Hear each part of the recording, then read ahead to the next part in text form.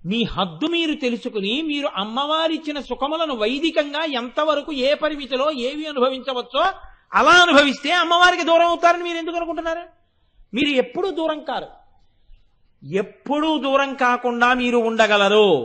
ఇలా మీరు ఉండగలరనేటటువంటి అభయాన్ని మీకు ఇవ్వడమే ఆ శ్లోకం యొక్క ప్రయోజనం. ఇప్పుడు ఏమవుతుంది? మీరు ఇతపూర్వం పాపులతో తిరిగారు. ఇప్పుడు ఏమయ్యా నువ్వు ఈ పద్ధతి మార్చుకో, మన ఇద్దరం స్నేహంగా ఉందాం. నువ్వు ఈ పద్ధతి మార్చుకోకుండా పాపకర్మ నువ్వు చేస్తూ ఉంటే నీతో స్నేహంగా ఉండడం నాకు భయం. ఎందుకో తెలుసా? నువ్వు పాపం చేశావని నేను అంటలేదు, కానీ నీతో స్నేహితుడిగా ఉండడంలో నేను మనస్సు బలహీనమైన వాడిని, గభాలన జారిపోయి నేను అలా అయిపోతానేమో. కాబట్టి వద్దులేవయ్యా, మన ఇద్దరం దూరంగా ఉందాం. నువ్వు మార్చుకుంటావా? ఎప్పట్లాగే స్నేహం కొనసాగిద్దాం. ఇప్పుడు ఈ అనగలిగిన ధృతి వచ్చింది మీకు. ఎక్కడి నుంచి వస్తోంది? హద్దు తెలియడంలో వస్తోంది. ఈ హద్దు తెలిసేటటువంటి శక్తి మీకు ప్రచోదనం ఎవరు చేస్తారు? శక్తి స్వరూపిణి అయిన అమ్మవారే చేస్తారు. అలా చేస్తే ఏమవుతుంది? ప్రకృతి మలినై పాపులను దగ్గరికి రానివ్వనని అమ్మవారంట లేదు. ఆ పాపము నుంచి విడివడతానన్న ధృతి నీకు ఏర్పడితే, అమ్మా పాపమునందు లేకుండా నన్ను అనుగ్రహించు, నా దృష్టికోణంలో మార్పుతే అని మీరు అడగగలిగితే, పాపం చెయ్యని వారు లోకంలో ఎవరుంటారు నాన్న? నేనున్నది అందుకే కదరా మిమ్మల్ని ఆదరించడానికి, మీకేం బెంగలేదు రండి అని అమ్మా నువ్వు మమ్మల్ని పుచ్చుకోవడానికి సిద్ధంగా ఉన్నావు తల్లి. అందుకనే అమ్మా నీ పాదములకు పద్మములతోటే పూజ. అమ్మవారి పాదములు పద్మములే, అమ్మవారి కన్నులు పద్మములే, అమ్మవారి ముఖము పద్మమే, అమ్మవారి చేతులు పద్మములే, అన్నీ పద్మములే. ఎందుకు ఇలా పద్మములు పద్మములు పద్మములు అంటాం? నిజంగా మీరు ఆలోచించండి, పద్మానికి పాదానికి పోలిక ఏమైనా ఉందా లోకంలో? మన పాదాలు ఎలా ఉంటాయో అమ్మవారి పాదాలు అలాగే ఉంటాయండి పోలిక్కి. అందులో పెద్ద తేడా ఏం ఉండదు. అవి దివ్యంగా ఉంటాయేమో కానీ నా పాదం ఎలా ఉంటుందో అమ్మవారి పాదం కూడా అలాగే ఉంటుంది బాహ్యంలో చూసినప్పుడు. పద్మానికి పాదానికి తేడా అసలు పోలిక ఎక్కడుంది? ఎక్కడా లేదు. ఎందుచేత అంటే పద్మానికి చుట్టూ దళాలు ఉంటాయి, పాదానికి దళాలు ఉండవు. పద్మానికి మధ్యలో దుద్దు ఉంటుంది, పాదానికి మధ్యలో దుద్దు ఉండదు. పద్మంలో సుగంధం ఉంటుంది, పాదంలో సుగంధం ఉండదు. పద్మానికి స్వచ్ఛత ఉంటుంది, పాదము మాలిన్యమునకు ప్రతీక, ఇట్టె మట్టి అంటుకుంటూ ఉంటుంది. కాబట్టి పద్మమునకు ఉండేటటువంటి లక్షణములు అన్నీ పద్మములో అసలు యథార్థముగా తేనె ఉంటుంది. పాదములలో తేనె ఉంటుంది అని చెప్పడం కుదిరేటటువంటి విషయం కాదు. పద్మం బురదలో పుడుతుంది, పాదం బురద తొక్కడానికి ఇష్టపడదు. ఇన్ని తేడాలు ఉన్నప్పుడు అసలు పద్మములతో పాదములను పోల్చడం అనేటటువంటిది ఎందుకు జరుగుతూ ఉంటుంది? ఉపమానం వేసినప్పుడు దానికి ఒక సమాన ధర్మం అని ఉంటుంది లోకంలో. అంటే అది ఇది ఒకలా ఉండాలి అని. ముఖము చంద్రబింబము వలె ఉన్నది అన్నారనుకోండి, దానికి ఒక అర్థం ఉంది. చంద్రబింబానికి ముఖానికి కొన్ని ఉపమానాలు ఉంటాయి. అంత కాంతివంతంగా ఉంది, అంత జ్యుతితో ఉంది, అంత గుండ్రంగా ఉంది, అంత తెల్లగా ఉంది, ఏదో ఉంటాయి. అందుకని ముఖాన్ని చంద్రబింబాన్ని పోలిక వేస్తే అందులో దోషం లేదు. కానీ పాదాలకి పద్మాలకి పోలిక ఏమిటండి? అసలు ఆ పోలిక వేయడం ఎందుకు? పరాకృత సరోరుహ అంటూ ఆ పద్మాల్లా నీ పాదాలు లేవమ్మా, లేదా నీ పద్మముల కన్నా నీ పాదములు గొప్పగా ఉన్నాయమ్మా అనడం ఎందుకు? అసలు పోలిక కుదరదు కదా. ఆవిడ పాదాల వరకు ఎందుకండి? ఎవరి పాదాలతో సరిపోతాయి పద్మాలు? ఎవరి పాదాలకి పద్మాలకి పోలిక లేదు. మరి అటువంటప్పుడు ఎందుకు వేస్తూ ఉంటారు అసలు పద్మంతో? మీరు ఈ విషయాన్ని కానీ కొంచెం జాగ్రత్తగా పట్టుకునే ప్రయత్నం చేస్తే అసలు మీ జీవితము యొక్క ప్రయోజనమేదో, జీవితమునకు ఉండవలసిన లక్ష్యమేదో మీకు అవగతమవుతుంది. అందుకే పాదాల మీద వెళ్ళేటటువంటి నామాలన్నీ కూడా పరమ పవిత్రమై జీవిత లక్ష్యమును బోధ చేసేవై ఉంటాయి. అంటే ఈ జీవిత లక్ష్యాన్ని బోధ చేయడానికి పెట్టుకున్న లక్ష్యమా, అసలు మనుష్య శరీరమునకే లక్ష్యం ఉంటుందా అంటే ఒక్కొక్కరికి ఒక్కొక్క లక్ష్యం ఉంటుంది. నేనున్నాను అనుకోండి, నాకు లక్ష్యం ఉండొచ్చు జీవితంలో. వేరొకరు ఉన్నారనుకోండి, ఒక ఐఏఎస్ చదవాలి, ఆయనకు ఒక లక్ష్యం. ఇంకొక ఆయన ఉన్నాడు, నేను చార్టెడ్ అకౌంటెంట్ అవ్వాలి, అదొక లక్ష్యం. కానీ అలా పెట్టుకున్న లక్ష్యమా అమ్మవారిది కూడా? లేకపోతే పెట్టుకున్న లక్ష్యమా మనుష్య జన్మకి, మనుష్య శరీరానికి తనంత తానుగా ఒక లక్ష్యం ఉంటుందా? అంటే మనుష్య శరీరములోకి వచ్చిన ప్రతివాడికి ఉండవలసిన లక్ష్యం ఏది అంటే ఈశ్వరుణ్ణి చేరుకోవడమే. ఈశ్వరుణ్ణి చేరుకోవడానికి మొట్టమొదట జరగవలసినది ఏది అంటే మీ మనసు ప్రయత్నపూర్వకంగా భగవంతుడి మీద పెట్టవలసి ఉంటుంది. ప్రయత్నపూర్వకంగా అని ఎందుకంటున్నానో తెలుసా అండి? మీ ప్రయత్నం లేకుండా మీ మనసు ఇతరమైనటువంటి విషయముల అన్నిటి మీదకి వెళుతుంది. ఇతరమైనటువంటి స్త్రీల మీదకి మనస్సు వెళ్ళడానికి దానికి ఒక పెద్ద అభ్యాసం చేయించడమో లేకపోతే కష్టపడి మనస్సుకు అలా అలవాటు చేయడం ఏం అక్కర్లేదు. ఇతరుల యొక్క సొత్తు మీదకి వెళ్ళడానికి మనస్సుకి పెద్ద అభ్యాసం అక్కర్లేదు, తనంత తాను వెళ్ళిపోతుంది. తనది కానివన్నీ ఆశించడంలో మనసుకి మీరేమి ప్రత్యేకమైనటువంటి సాధన చేయించవలసిన అవసరం ఉండదు. అవి తనంత తానుగా మనసుకు వచ్చేస్తాయి. అసలు దాని బుద్ధి ఏది? దాని బుద్ధి ఏమిట్రా అంటే ఎప్పుడు తనకి ఉన్నది ఏదో అది వదిలిపెట్టి తనకి లేనిదేదో అవన్నీ కోరుతుంది. అందుకే మనసు యొక్క విషయాన్ని నిజంగా ఈ లోకంలో అత్యద్భుతంగా మాట్లాడిన వ్యక్తి ఎవరు అంటే శంకర భగవత్పాదులే. శంకర భగవత్పాదుల తర్వాతే ఎవరైనా మనసు గురించి ఎంత బాగా మాట్లాడారు. అసలు శంకర భగవత్పాదులలా మనసు మీద అధ్యయనం చేసి మనసు యొక్క తత్వం గురించి ఆయన మాట్లాడినట్టుగా మాట్లాడిన వాళ్ళు వేళ్ల మీద లెక్క పెట్టడానికి కూడా సరిపోరు.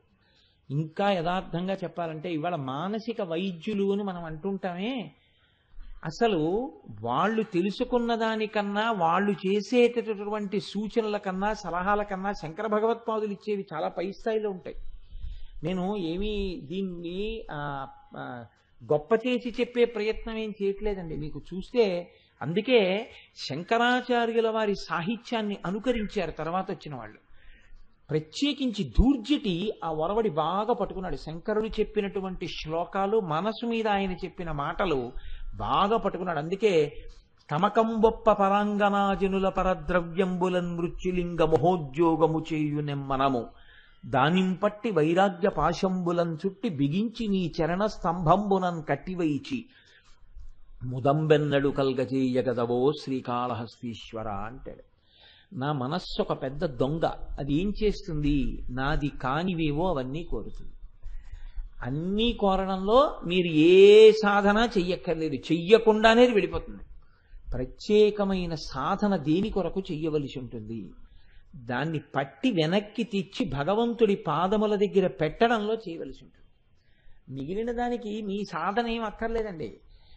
ఇప్పుడు మనస్సు ఎలా చెప్తే అలా వినేటటువంటి దానికి మీరు ఏ ప్రయత్నము జీవితంలో అక్కర్లేదు, ఏమీ అక్కర్లేదు. మనసు చెప్పింది చెప్పినట్టుగా చేసేయడానికి చాలా హాయిగా చేసుకుంటూ వెళ్ళిపోతూ ఉండచ్చు. ఎందుకని అంటే అది ఎప్పుడూ ఏం చెప్తుందో తెలుసా అండి? ఒక్కటే. మీరు బాగా కావాలంటే పరిశీలనం చేసి చూడండి. అది ఎప్పుడైనా ఏమైనా సలహా చెప్పాలంటే దానికి ఒక్క విషయాన్ని అది నిర్ణయాత్మకంగా తీసుకుని చెప్తుంది. ఈ పని చేస్తే దీనికి సుఖంగా ఉంటుందా ఆలోచిస్తుంది. ఇది సుఖంగా ఉంటుంది అనుకుంది అనుకోండి, ఆ పని చేయమని చెప్తుంది. అంతే. మీకు అందుకే ఎంత గమ్మత్తుగా ఉంటుందంటే ఒకవేళ ఇది పడిపోతుందన్నా సరే దానికి అక్కర్లేదు, ఆ పని చేయమంటాం. నీకు 350 డయాబెటిక్ రీడింగ్ ఉందయా, నువ్వు తినకు షుగర్ అన్నారనుకోండి డాక్టర్ గారు. తినమని ఎవరు చెప్తున్నారండి? మీరు ఆలోచించండి. ఇంట్లో భార్య చెప్పదు, పిల్లలు చెప్పరు, డాక్టర్ గారు చెప్పలేదు. మరి దేనికి తింటున్నాడు? తింటున్న వాళ్ళందరూ తినకుండా ఉండలేకపోతున్నానండి అంటాడు. తినకుండా ఉండలేకపోవడం అన్న బలహీనత ఎవరి ప్రేరణ వల్ల వస్తుంది? సో మీకు పట్టుకోవలసినటువంటి రహస్యం ఏమిటంటే దాని సలహా ఎక్కడి వరకు ఉంటుందంటే ఇప్పుడు ఈ క్షణంలో మీ నాలుక తృప్తి పడితే, మీ ఇంద్రియాలు తృప్తి పడితే, మీ శరీరం తృప్తి పడితే దానివల్ల మీ శరీరమే పడిపోయినా దానికి అక్కర్లేదు. అసలు దాని లక్షణం అంతే మనసుది. మనసు ఎప్పుడూ మీకు చాలా గొప్ప ఉపదేశాలు చేసే ప్రయత్నం తనంత తానుగా చెయ్యదు. అందుకే ఆర్షధర్మంలో ప్రవచనం చెయ్యడం, పురాణం చెప్పడం, పురాణం వినడం, ధర్మం తెలుసుకోవడం, నడువడి దిద్దుకోవడం ఇవన్నీ ఎందుకు వచ్చాయి తెలుసా అండి? మనస్సు యొక్క స్థితిని పట్టుకోవడానికి వచ్చాయి. మనసు చెప్తున్న మాటలను అనుకరిస్తూ వెళ్ళిపోతే ఏం అలవాటు అయిపోతుందంటే త్యాగము అన్న మాటకి జీవితంలో అసలు చోటు ఉండదు. బాగా జ్ఞాపకం పెట్టుకోండి. త్యాగము అంటే ఏమిటో తెలుసా అండి? ఒక్కటే, ధర్మములోనికి ప్రవేశించుట. తలుపు తెరిస్తే కదా మీరు ఇంట్లోకి వెడతారు, తలుపు తెరవకుండా ఇంట్లోకి ఎలా పెడతారు? ఆ గేటు తీస్తే మీరు లోపలికి వస్తారు. త్యాగమన్న ద్వారం తెరుచుకుంటే మీరు ధర్మంలోకి వెడతారు. త్యాగం అంటే ఎలా ఉంటుందో తెలుసా అండి? మనస్సు ఏం చెప్తుందంటే, నేను ఉదాహరణకి 6 గంటలకి ఇంటికి వచ్చాను అనుకోండి ఆఫీస్ నుంచి ఆలస్యంగా, 6:30కి ప్రవచనానికి వెళ్ళిపోవాలి. అంటే నేను 6:20కి నా స్నానం అయిపోవాలి, సంధ్యావందనం అయిపోవాలి, పంచె కట్టుకోవడం అయిపోవాలి, సిద్ధమైపోవాలి. 6 అయిపోయింది. రోజు చెప్తున్నావుగా లలితా సహస్రం భగవంతుడి గురించి కాదా? ఇవాళకి సంధ్యావందనం ఆపి ఇవాళకో నమస్కారం చెయ్యి అంటే, సంధ్యావందనం ఆపేసెయ్యి అని చెప్పిన మనసు కాఫీ ఇవాళకి 3 గుటకలు తాగేసి వెళ్ళిపోని మాత్రం ఒక్కనాటికి చెప్పాలి. మీరు కొంచెం జాగ్రత్తగా ఆలోచించండి. అది ఏవి చెప్తుందంటే, ఏవి మీకు ఉత్తమ గతులనిస్తాయో, ఏది మిమ్మల్ని ధర్మం వైపుకి నడిపిస్తుందో అక్కడ తలుపేస్తుంది. ఇది వద్దులే అంటే. ఇంకా మీరు అలా బాగుంటుందా అంట మనం వెంటనే నో అనలేం. ఆ స్థాయికి వెళ్ళిపోతే వేరండి. మనసు కుక్క పిల్ల విన్నట్టుగా ఉంటుంది మాట. కానీ మనం అలా అనలేం కాబట్టి అది ఏం చేసుకుంటుందంటే, అది నియంత్రించడం అలవాటు చేసుకుంటుంది. ఒక్కొక్క ఇంట్లో ఎలా ఉంటుందంటే, యజమానురాలి కన్నా పని మనిషి శక్తివంతంగా ఉంటుంది. ఒక్కొక్క ఆఫీసులో అధికారి కన్నా అక్కడ ఉన్న గుమాస్తా శక్తివంతంగా ఉంటాడు. అంటే ఈయనకి ఆయన లొంగిపోయి ఉంటాడు. వీడిని ఏమైనా అనడానికి, వీడిని ఏమైనా అంటే వాడు నా మూలాలు కదిపేస్తాడనో భయం ఉంటుంది. అలా మనసు ఏం చేస్తుందో తెలుసా అండి?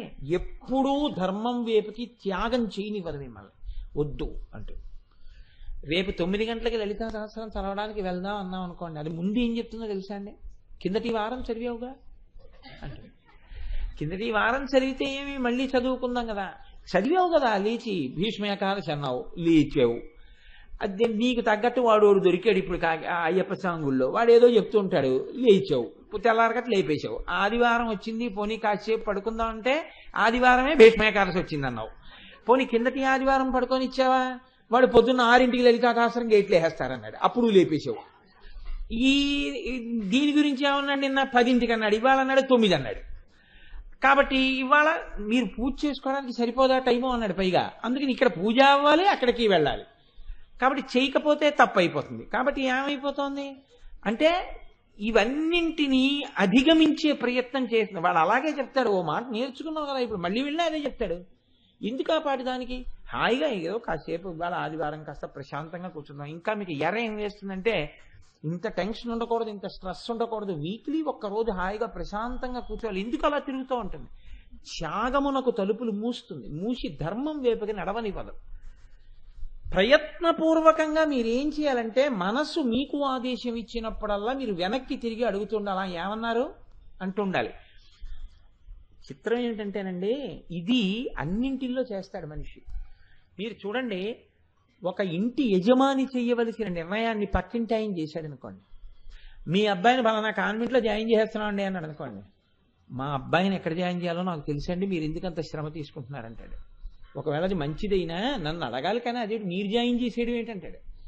కానీ మీ బుద్ధి, మీరు తరించవలసిన శరీరం, కానీ అది దానిష్టం వచ్చినట్టే నడిపిస్తుంది, మిమ్మల్ని స్వతంత్రంగా నడవనివ్వదు. కాబట్టి మీరేం చేయాలంటే, don't step in to my shoes అని చెప్పాలి. నా బూట్లు నువ్వు తొడుక్కోకు, నా నిర్ణయాలు చేయడానికి బుద్ధి ఉంది, నువ్వు ప్రతిపాదన చేయి చాలు. కాబట్టి నేను అడుగుతాను వెనక్కి తిరిగి, ఏం చెప్పావు అని అడుగుతాను అని మీరు అలవాటు చేశారనుకోండి. మీరంటే నేనేం పెద్ద ప్రాజ్ఞుణ్ణి అయిపోలేదు, నేనైనా మనసు ఒకటి చెప్పింది అనుకోండి, వెనక్కి తిరిగి ఏం చెప్పారు మాస్టారు అని అడగాలి. అంటే వద్దులేండి ఇవాళ సంధ్యావందనం మానేవోయ్ అందనుకోండి.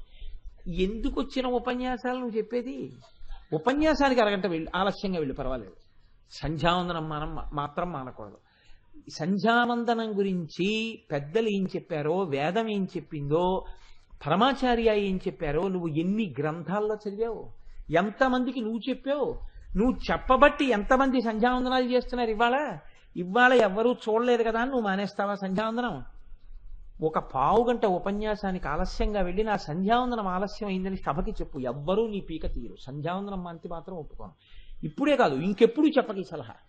సంధ్యావందనం ఎంత తొందరగా చెయ్యొచ్చో చెప్పు, అంతేకాని సంధ్యావందనం మానమని చెప్పకు అని మీరు అన్నారనుకోండి, అది ఏం చేస్తుందంటే తప్పైపోయిందండి, ఇంక నేను ఇప్పుడు ఇలా చెప్పను లేదంటుంది. మీకు ఆ సలహా చెప్పే ప్రయత్నం చేయదు. మీరు మనసుని దిద్దకపోతే మనసు ఎప్పుడూ ధర్మము వైపుకి వెళ్ళదు. అందుకని భగవంతుని యొక్క రూపాన్ని చెప్పేటప్పుడు అన్ని పద్మములని చెప్తారు. ఎందుకు చెప్తారో తెలుసా అండి? ఈ కంటితో మీకు నచ్చి మీ మనస్సు వెళ్ళి వాలేవన్నీ మీ అభ్యున్నతికి పనికొస్తాయని చెప్పడం కుదరదు. ఈ కళ్ళతో టీవీ చూస్తున్నప్పుడు మనసు అక్కడ మగ్నమైంది అనుకోండి, అది మిమ్మల్ని ఉద్ధరించేదేమీ. లేకపోతే నేను అక్కర్లేని విషయాలన్నింటి మీద నా దృష్టి పెట్టుకున్నాను అనుకోండి, అవి నన్ను ఉద్ధరించేదేమి ఉండదు, దానివల్ల పతనమే వస్తుంది. కానీ భగవంతుడి మీద పెట్టుకున్నాను అనుకోండి, మనస్సు ఏదో ఒక్క దాని మీదకి వెళ్ళి పట్టుకోవడం అలవాటు అయిపోయింది అనుకోండి. అమ్మవారి కన్నులు చూడడంలో నాకు ఆనందం, అమ్మవారి లలాటం చూడడంలో నాకు ఆనందం, అమ్మవారి గడ్డం చూడడంలో నాకు ఆనందం, అమ్మవారి పాదములు చూడడంలో నాకు ఆనందం. అందుకే ఇవన్నీ పద్మములే. మనస్సనబడేటటువంటి తుమ్మెద అమ్మవారనబడేటటువంటి జగజ్జనని యొక్క స్థూల రూపమునందు ఏ అవయవం మీద వాలి పరమభక్తితో కూడి అక్కడ మకరందాన్ని తాగినా, భక్తితో అమ్మవారి యొక్క అనుగ్రహాన్ని జుర్రుకుని వాలినటువంటి చూపులు మనస్సు అభ్యున్నతిని పొందుతాయి. కాబట్టి మామూలు పద్మము దాని వంక అలా చూశారనుకోండి, పద్మం వంక, మీకేమైనా అభ్యున్నతిని ఇవ్వగలదా? పద్మం ఏమీ ఇవ్వలేదు. పైగా పద్మమునకు సహజంగా జన్మము ఉన్నది, మరణము ఉన్నది. పద్మం తెల్లవారకట్ట దాని జననం. ప్రతి పద్మము బురదలో తెల్లవారకట్ట పుట్టాలి. ప్రతి మనిషి అమ్మ కడుపులోంచి ఏదో ఒక సమయంలో బయటికి రావాలి. 27 నక్షత్రాల్లోనే పుట్టాలి. మనకి ఒక నియతి ఉంది, ఒక పరిమితి ఉంది. ఇది దాటి పుట్టడం మనకి వశం కాదు. ఈశ్వరుడు ఎలా నిర్ణయం చేశాడో అలా ఒక అమ్మ కడుపులోంచి 27 నక్షత్రాల్లోనే పుట్టవలసి ఉంటుంది. అది కుక్కగా కావచ్చు, పిల్లిగా కావచ్చు, మనిషిగా కావచ్చు. కాబట్టి పద్మం కూడా బురదలోంచి పుడుతుంది, తెల్లవారకట్ట పుడుతుంది. పుట్టినవన్నీ శరీరం వదిలిపెట్టవలసింది. పద్మం కూడా ఎంత అందంగా ఉన్నా, ఎంత లక్ష్మీదేవి పాదాల మీద వేసినా, ఎంత అందంగా ఉందో అని చేత్తో పట్టుకున్నా, ఇంటికి తీసుకొచ్చి పెట్టినా, తలలో పెట్టుకున్నా, సూర్యాస్తమయమై చంద్రకిరణం పడేటప్పటికీ పద్మం ప్రాణం వదిలిపెట్టేస్తుంది, ముడుచుకుపోయి వాలిపోతుంది. ఆయుర్దాయం ఊపిరిల రూపంలో పూర్తయిపోయి యమధర్మరాజు గారి యొక్క పాశం వచ్చి మీద పడగానే ఏ ప్రాణి అయినా తన ఉసురు విడిచిపెట్టేస్తుంది. పద్మము మిమ్మల్ని ఉద్ధరించడానికి పనికొచ్చేది కాదు. పద్మం మిమ్మల్ని ఏ విధంగానూ అభ్యున్నతి వైపుకి తీసుకెళ్లలేదు. కానీ జననము లేనిది, శరీరం అంతమైపోవడం అన్నది లేనిది అమ్మవారు. జనన మరణ ప్రవాహములో కొట్టుకుపోతున్నవాడు ఎవరి వంక చూస్తే ఇంకా మళ్ళీ జనన మరణ ప్రవాహమునందు పడడో అలా ఉద్ధరించగలిగినటువంటిది అమ్మవారు. కాబట్టి ఇప్పుడు అమ్మవారికి పద్మమునకు ఏ విధంగా పోలికుందని మీరు అనుకుంటున్నారు? అసలు అమ్మవారి పాదములకు పద్మములకు పోలిక ఉండేటటువంటి ప్రశ్నే లేదు. ఆ పాదముల వంక చూస్తే మీరు చేరవలసింది చేరుతారు. ఈ పాదములతో మీరు ఎక్కడికి చేరుతారు? మీరు చేరవలసిన గమ్యం చేరుతారు, భౌతికమైన గమ్యం చేరుతారు. ఇక్కడి నుంచి ఇంటికి, ఇంటి నుంచి గుడికి, ఇక్కడి నుంచి ఆఫీస్కి, ఆఫీస్ నుంచి ఇంటికి, ఇక్కడి నుంచి బజారుకి, బజారు నుంచి ఇంటికి. అందుకే పనికొస్తాయి కాళ్ళు. కాళ్ళు ఒక స్థితిలో ఇక ఇవి ఎక్కడికి వెళ్ళడానికి పనికిరావు అని నిర్ణయం చేస్తారు. ఊపిరి అయిపోయింది, ఇతను వెళ్ళిపోయాడు అంటే అంత్యేష్టి సంస్కారం చేసేటప్పుడు 2 బొటన వేళ్ళు కలిపి కట్టేస్తారు పాదాలవి. అంటే ఇక ఈ శరీరము నడవడం వలసిన అవసరము లేదు, ఈ శరీరము ఇక తిరగదు, దీనికి పాదముల పని లేదు, దీని గమనం ఆగిపోయిందని మంత్రపురస్సరంగా కట్టేస్తారు. అంటే ఇక కదలిక ఉండదు దీనికి. ఇప్పుడు ఇది ఎక్కడికి వెళ్ళాలి? దీని చిట్ట చివరి ప్రస్థానం ఒకటి ఉంది. ఆ ప్రస్థానం రుద్రభూమికి వెళ్ళిపోవాలి. ఆ రుద్రభూమికి కూడా ఇది వెళ్ళలేదు, ఇక వెళ్ళే అవకాశం లేదు. కాబట్టి ఇప్పుడు దీన్ని ఇంకొకరు తీసుకుని వెళ్ళాలి. అలా తీసుకుని వెళ్ళడం ఇదే ఆఖరి ప్రస్థానం. ఇంకా ఈ శరీరముతో కనపడడం అన్నది ఇదే చిట్ట చివర. ఇక ఆ తర్వాత ఆ శరీరముతో కనపడడు. ఆ శరీరము వెళ్ళిపోతోందని చెప్పడానికి బొటన వేళ్ళు కట్టేస్తారు, కట్టేసి తీసుకెళ్తారు. కాబట్టి పాదములు మీకు భౌతికంగా గమ్యాలకి తీసుకెడతాయి. మీ మనస్సు మీరు చేరవలసినటువంటి ఊర్ధ్వముఖమైనటువంటి చలనంలో ప్రస్థానానికి తీసుకెళ్ళాలి, ఈశ్వరుడి దగ్గరికి. ఇలా మామూలుగా తీసుకెళ్ళడానికి ఈ పాదాలు పనికొస్తాయి. చూసినంత మాత్రం చేత మళ్లీ పుట్టవలసినటువంటి అవసరం లేని రీతిలో ఈశ్వరుడి యందు ఐక్యం అవడానికి కావలసినటువంటి పథాన్ని అమ్మవారి పాదములు చూపిస్తాయి. మనస్సుకి అటువంటి దిశానిర్దేశకత్వం చేస్తాయి. కాబట్టి ఆ పాదములకు పద్మములకు పోలిక మీరు ఎలా చెప్తారు? కాంతి ఒక్కటే మాట్లాడుతున్నారు, పద్మములకు సంబంధించింది మిగిలింది మాట్లాడలేదు. ఏదది అంటే ఆ చెప్పడంలో పదద్వయ ప్రభాజాల పరాకృత సరోరుహ, పద్మములకు ఉండేటటువంటి కాంతి, ఆ పాదములకు ఉండేటటువంటి కాంతి పద్మములను తిరస్కరిస్తోంది. అమ్మవారి యందున్నటువంటి అనుగ్రహమే మనని చేరవలసిన ప్రస్థానానికి చేర్చగలిగినటువంటి అమ్మవారి యొక్క సమర్థతయే అమ్మవారి పాదములుగా ప్రకాశిస్తోంది. కాబట్టి ఇప్పుడు అవి పాదములా కేవలముగా కాదు, ఆ తల్లి యొక్క సంపూర్ణమైన అనుగ్రహ కటాక్షమే పాదములుగా ఉంది. కాబట్టి ఇప్పుడు అటువంటి పాదములకు పద్మములకు నువ్వు ఎలా పోలిక వేసి మాట్లాడతావు? కుదరదు. ఆ కాంతి ముందు పద్మముల కాంతి తరిగిపోవలసింది, ఆ కాంతి సరిపోదు. అందుకే శంకర భగవత్పాదులు సౌందర్యలహరిలో ఒక శ్లోకంలో అంటారు, హిమానీహంతవ్యం హిమగిరి నివాసైక చతురౌ నిశాయాం నిద్రాణాం నిశచరమభాగీ చ విచదౌ పరం లక్ష్మీపాత్రం శ్రియమతి సృజంతౌ సమయినాం సరోజం తత్పాదౌ జనని జయ కశ్చిత్రమిహ కిం అంటారు. అమ్మా జనని తల్లి అని పిలుస్తారు ఈ శ్లోకంలో. అమ్మగా భౌతికంగా మనకి జన్మనిచ్చినటువంటి అమ్మగా కాకుండా ఈ లోకములనన్నిటినీ కన్నటువంటి తల్లిగా ఆ లలితా పరాభట్టారిక మనకి ఇస్తున్నటువంటి అనుగ్రహం ఏమి అంటే హిమానీహంతవ్యం హిమగిరి నివాసైక చతురో. తల్లి నీవు మంచుకొండకి కుమార్తెగా పుట్టావు. అది మంచుకొండ, దాని అస్తిత్వం ఏమి? గట్టిగా ఎండ కాస్తే కరిగిపోతుంది.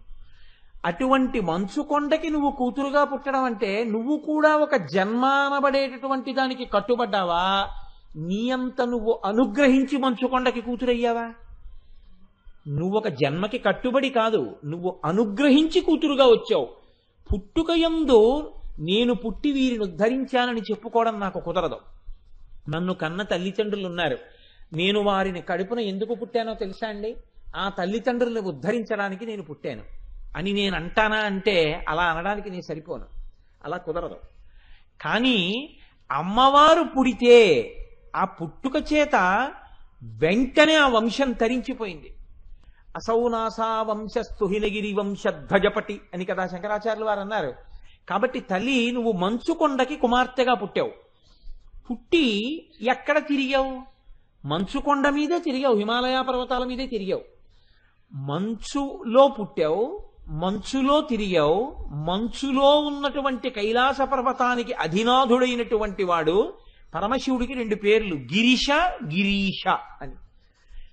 ఒక పేరు చేత మంచుకొండ యందు పడుకునేవాడు అని గుర్తు కైలాస పర్వతం మీద, ఇంకొక పేరు చేత దానికి అధినాథుడైన వాడు అని గుర్తు.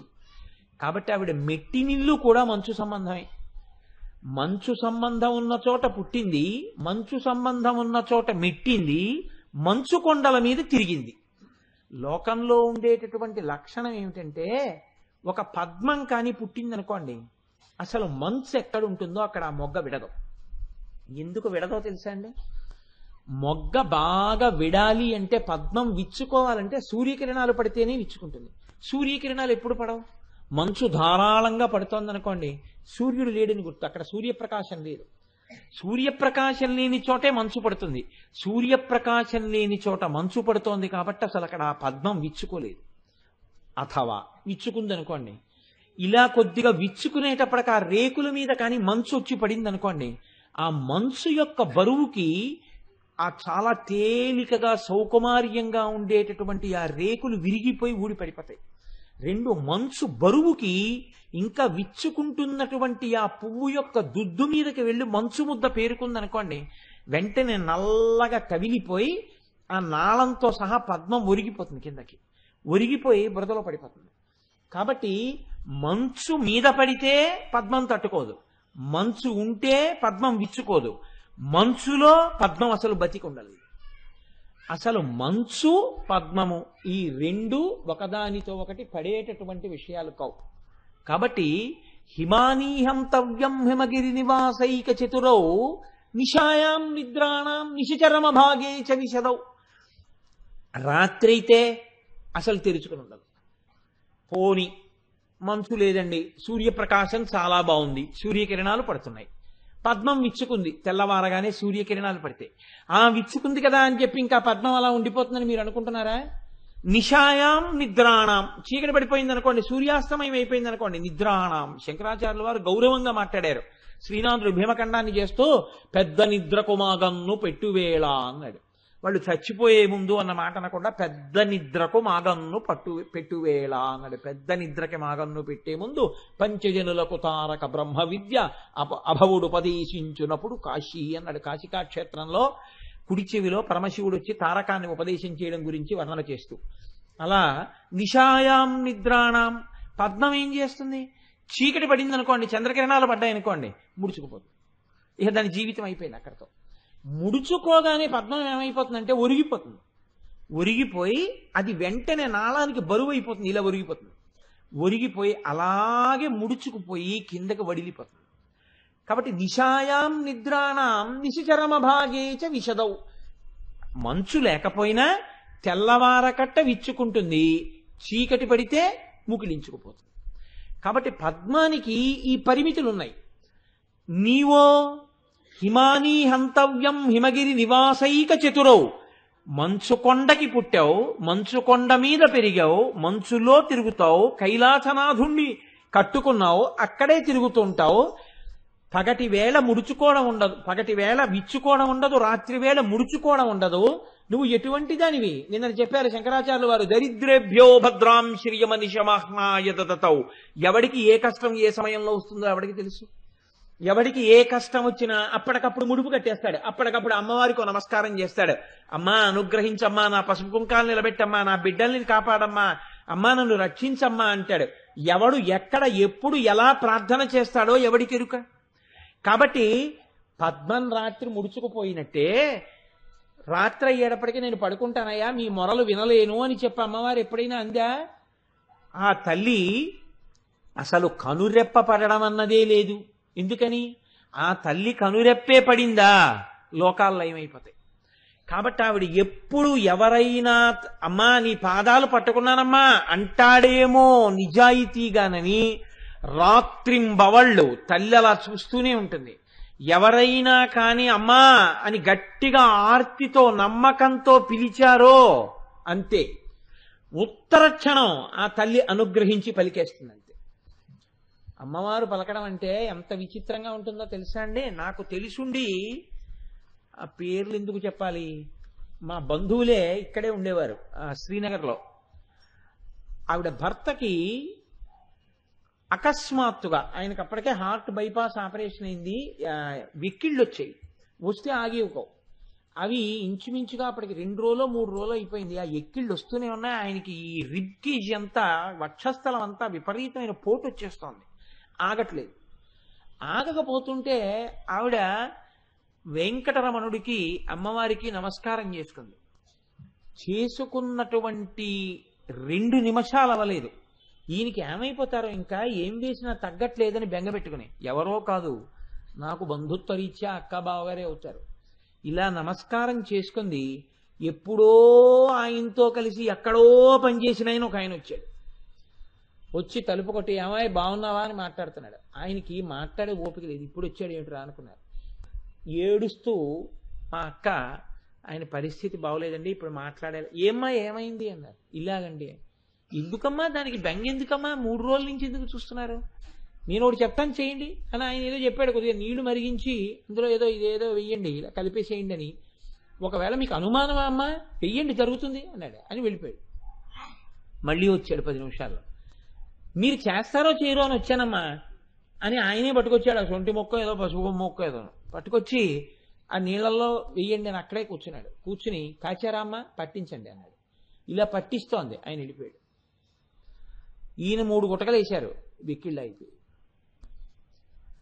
ఎంత సంతోషంతో ఆ అమ్మవారే పలికిందిరా, ఆయన పేరు కూడా మాకు జ్ఞాపకం లేదు, వచ్చి ఇలా రక్షించారని పొంగిపోయింది ఆ రోజుల్లో మా అక్క. నాకు ఇప్పటికీ బాగా జ్ఞాపకం.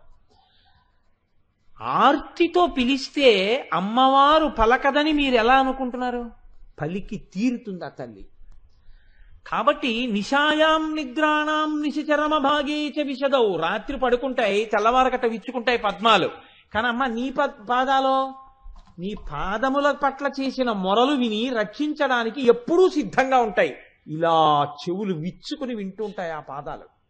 పాదాలకి చెవులు ఏమిటండి అనుకోకండి, ఆ పాదములకు మీరు చేసుకున్న మొరలు అమ్మవారికి అందుతూ ఉంటాయి. కాబట్టి అవి వినేటటువంటి చైతన్యము కలిగినటువంటివి. అమ్మ నీ పాదాలకి పద్మాలకి ఎలా పోలిక వేసి చెప్పమమ్మా, కుదురుతుందా? కాబట్టి హిమానీహంతవ్యం హిమగిరి నివాసైక చతురౌ నిశాయాం నిద్రాణం నిశిచరమ భాగేచ విశదౌ. ఇంకా ఆశ్చర్యం, వరం లక్ష్మీపాత్రం శ్రియమతి సుజంతౌ సమయినాం. పద్మంలో ఎవరు కూర్చుంటారు? సాక్షాత్ లక్ష్మీదేవి కూర్చుంటుంది. పద్మాసన స్థితే దేవి పరబ్రహ్మ స్వరూపిణి పరమేశి జగన్మాతర్మహాలక్ష్మీర్ నమోస్తుతే అంటున్నాం కదా. లక్ష్మీదేవే కూర్చున్నా, అయ్యో లక్ష్మీదేవి కూర్చుంది కదా, మనం రాత్రి వేళ అయ్యేటప్పటికి సూర్యాస్తమయం అయిపోయేటప్పటికి ఇలా ముడుచుకుపోయి నువ్వు కూర్చోడానికి వీల్లేదమ్మా లే లే లే అన్నట్టుగా ముడుచుకుపోతే బాగుంటుందా అంటుంది ఏమిటి పద్మం? చీకటి పడితే ముడుచుకుపోతుంది అంతే. లక్ష్మీదేవే కూర్చున్నా పద్మం మాత్రం సాయంకాలం అయ్యేటప్పటికి ముడుచుకుపోవలసిందే. ఎక్కడికి చెప్పారో చూడండి శంకరాచార్యులు వారు. కాబట్టి అమ్మ వరం లక్ష్మీపాత్రం శ్రియమతి సృజంతౌ సమయినాం. మరి నీ పాదాలో సమయాచారంలో పరమభక్తితో సాత్విక భక్తితో వైదికమైనటువంటి ఆరాధనా విధానంలో అమ్మవారికి ఖేదము కలగని రీతిలో ఎవరు చక్కటి పూజ చేసి నమ్మి అమ్మవారిని పూజ చేస్తున్నారో వాళ్ళ కోర్కెలు తీర్చడానికి అమ్మవారి పాదములు ఎప్పుడూ సిద్ధంగా ఉంటాయి. లక్ష్మియే తమ యందు కూర్చున్నా పద్మములు మాత్రం చీకటి పడితే కూర్చోడానికి అవకాశం కూడా ఇవ్వలేకపోయాయి. కానీ నా తల్లి పాదములో రాత్రింబవళ్ళు వినగలవు, రాత్రింబవళ్ళు కోర్కెలు తీర్చగలవు. లక్ష్మియే తమ యందు కూర్చున్నా రాత్రి అయ్యేటప్పటికి వాటికి తీరలేదు కోరిక. కానీ మా అమ్మ పాదములో రాత్రింబవళ్ళు కోర్కెలు తీర్చగలవు. కాబట్టి అమ్మ హిమానీహంతవ్యం హిమగిరి నివాసైక చతురౌ నిశాయాం నిద్రాణం నిశిచరమ భాగేచ విశదౌ వరం లక్ష్మీపాత్రం శ్రియమతి సృజంతౌ సమయినాం. అటువంటి పాదములు కలిగినటువంటి తల్లి సరోజం తత్పాదౌ జనని జయ కశ్చిత్రమిహకిం. ఈ సరోజములున్నాయే పద్మములు, ఈ పద్మములకు నీ పాదములకు ఎలా పోలిక చెప్తామమ్మా? నీ పాదముల కాంతి ముందు పద్మములు సరిపోతాయా? సరిపోలేదు తల్లి అన్నారు శంకరాచార్యులు వారు. ఎక్కడ వసిన్యాది దేవతలు అమ్మవారి పాదముల వంక చూసి ఒక్కసారి ఆ మాట అన్నారో, పదద్వయ ప్రభాజాల పరాకృత సరూరుహ అన్నారో, అది స్పష్టంగా అర్థమై మనం ఎందుకు అమ్మవారి పాదములు పట్టుకోవాలో మనకి తెలియచేయవలసినటువంటి బాధ్యత తనదిగా గుర్తించి శంకర భగవత్పాదులు మనకి అంత అద్భుతమైనటువంటి శ్లోకాన్ని సౌందర్యలహరిలో ఇచ్చారు. మూకశంకరులు అసలు పెద్ద విన్యాసమే చేసేశారు. అమ్మవారి యొక్క ఆ పాదములకు పద్మములకు ఉండేటటువంటి వైలక్ష్యము అనగా పద్మముల కన్నా అమ్మవారి పాదములు ఎందువల్ల గొప్పవి అన్నవి చెప్పవలసి వస్తే అసలు నిజంగా మూకశంకరులు చేసిన శ్లోకాలుంటాయి. నేను మీకు ఏదో అంతా పెట్టకుండా అన్నం గిన్నెలోంచి ఏదో నేతిలో ముంచి కొద్దిగా తీసి హవిస్సు ఇచ్చినట్టుగా మళ్ళీ అగ్నిహోత్రంలోనే వేసినట్టుగా మీకు ఏదో నేను ఒక్క శ్లోకం చెప్పినందుకు నేను చాలా నొచ్చుకుంటున్నాను తప్ప అసలు నిజంగా మూకశంకరుల యొక్క ప్రజ్ఞ చూస్తే, ఆయన చెప్పిన రీతి చూస్తే ఆశ్చర్యపోతాం మనం.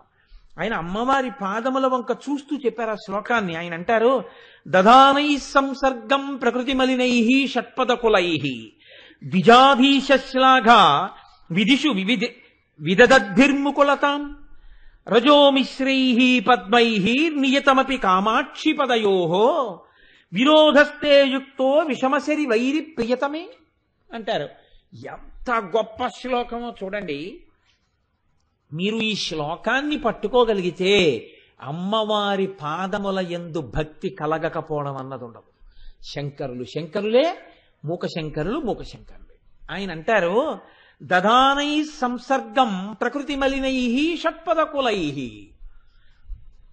అమ్మవారి పాదములను ఒక పక్క పెట్టారు, పద్మములను ఒక పక్క పెట్టారు. అమ్మవారి పాదముల తరపున ఒక న్యాయవాదిని పెట్టారు, పద్మముల తరపున ఒక న్యాయవాదిని పెట్టారు. పెట్టి ఇప్పుడు మూకశంకరులు అంటున్నారు, అమ్మా నీ పాదములు పద్మములను ఎందుకు త్రోసిరాజనాలి, ఎందుకు పద్మములు పనికిరానివి అని నువ్వెందుకు తొలగతొయ్యాలి? పద్మములు సౌభాగ్యస్థానములు, లక్ష్మీస్థానములు, పరమ పవిత్రములు.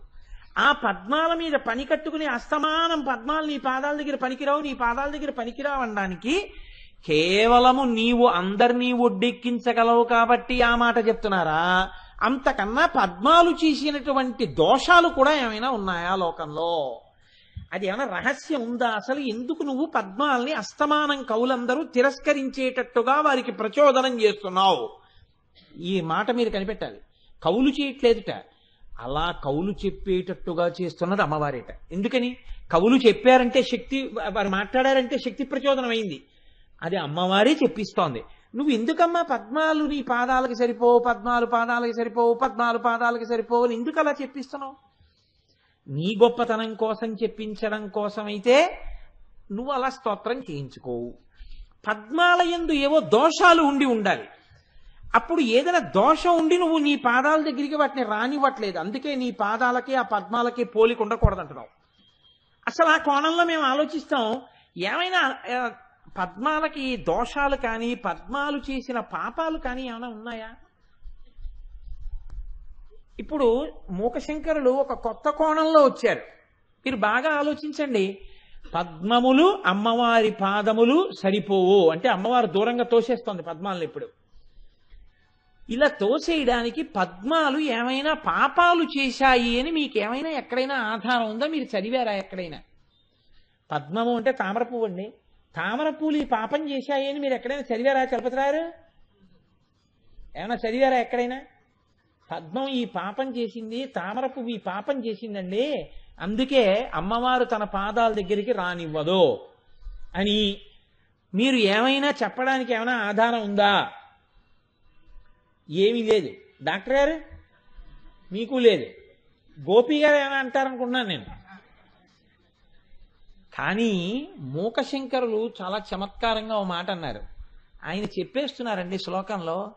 ఆయన అంటున్నారు, దధానై సంసర్గం ప్రకృతి మలినై షట్పదకులై.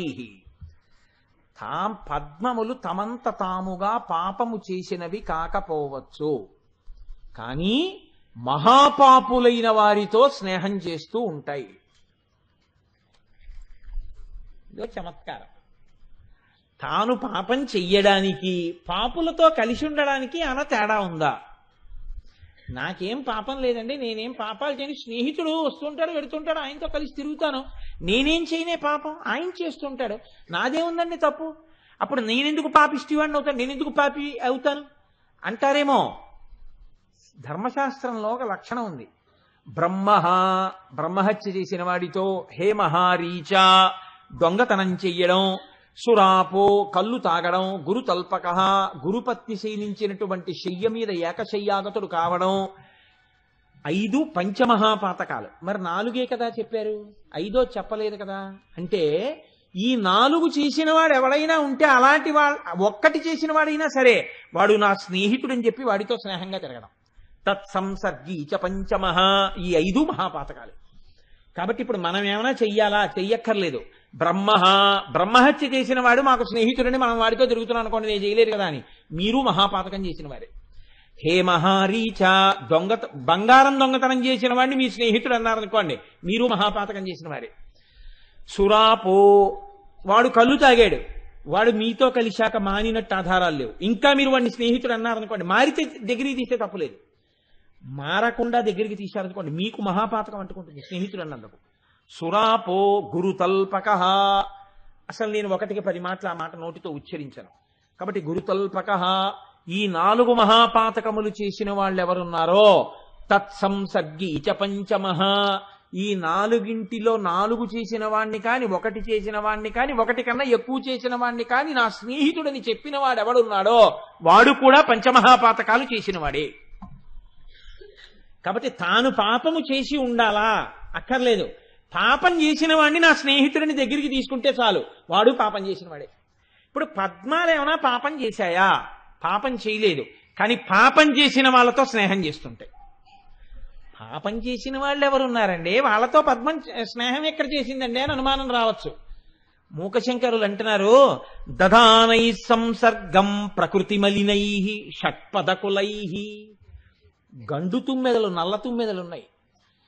ప్రకృతి మలినై. ప్రకృతి మలినై అంటే నల్లటి తుమ్మెదలు. అవి పుట్టుకతోనే నల్ల తుమ్మెదగా పుట్టింది. మామూలుగా బయట నల్లగా ఉండడం తప్పు కాదు, పాపానికి కవి సమయంలో నలుపు అని ఒక పేరుంది. నల్ల తుమ్మెదగా ఎందుకుంది ఏది అంటే మహాపాపాలు చేయడం వల్ల తుమ్మెద నల్లగా ఉంది ఓ కవి సమయం. నల్ల తుమ్మెదలన్నీ ఎక్కడ తిరుగుతున్నాయి? తామర పూల మీదే తిరుగుతున్నాయి. కాబట్టి పద్మాలు తప్పు చేసి ఉండకపోవచ్చు, కానీ పాపాలు చేసినటువంటి తుమ్మెదలకే తీసుకొచ్చి అవి మా స్నేహితులని తమ మీద వాలేటట్టు చేస్తున్నాయా లేదా? పువ్వుకి తుమ్మెదకి అనుబంధం ఏమని చెప్తారో తెలుసా అండి?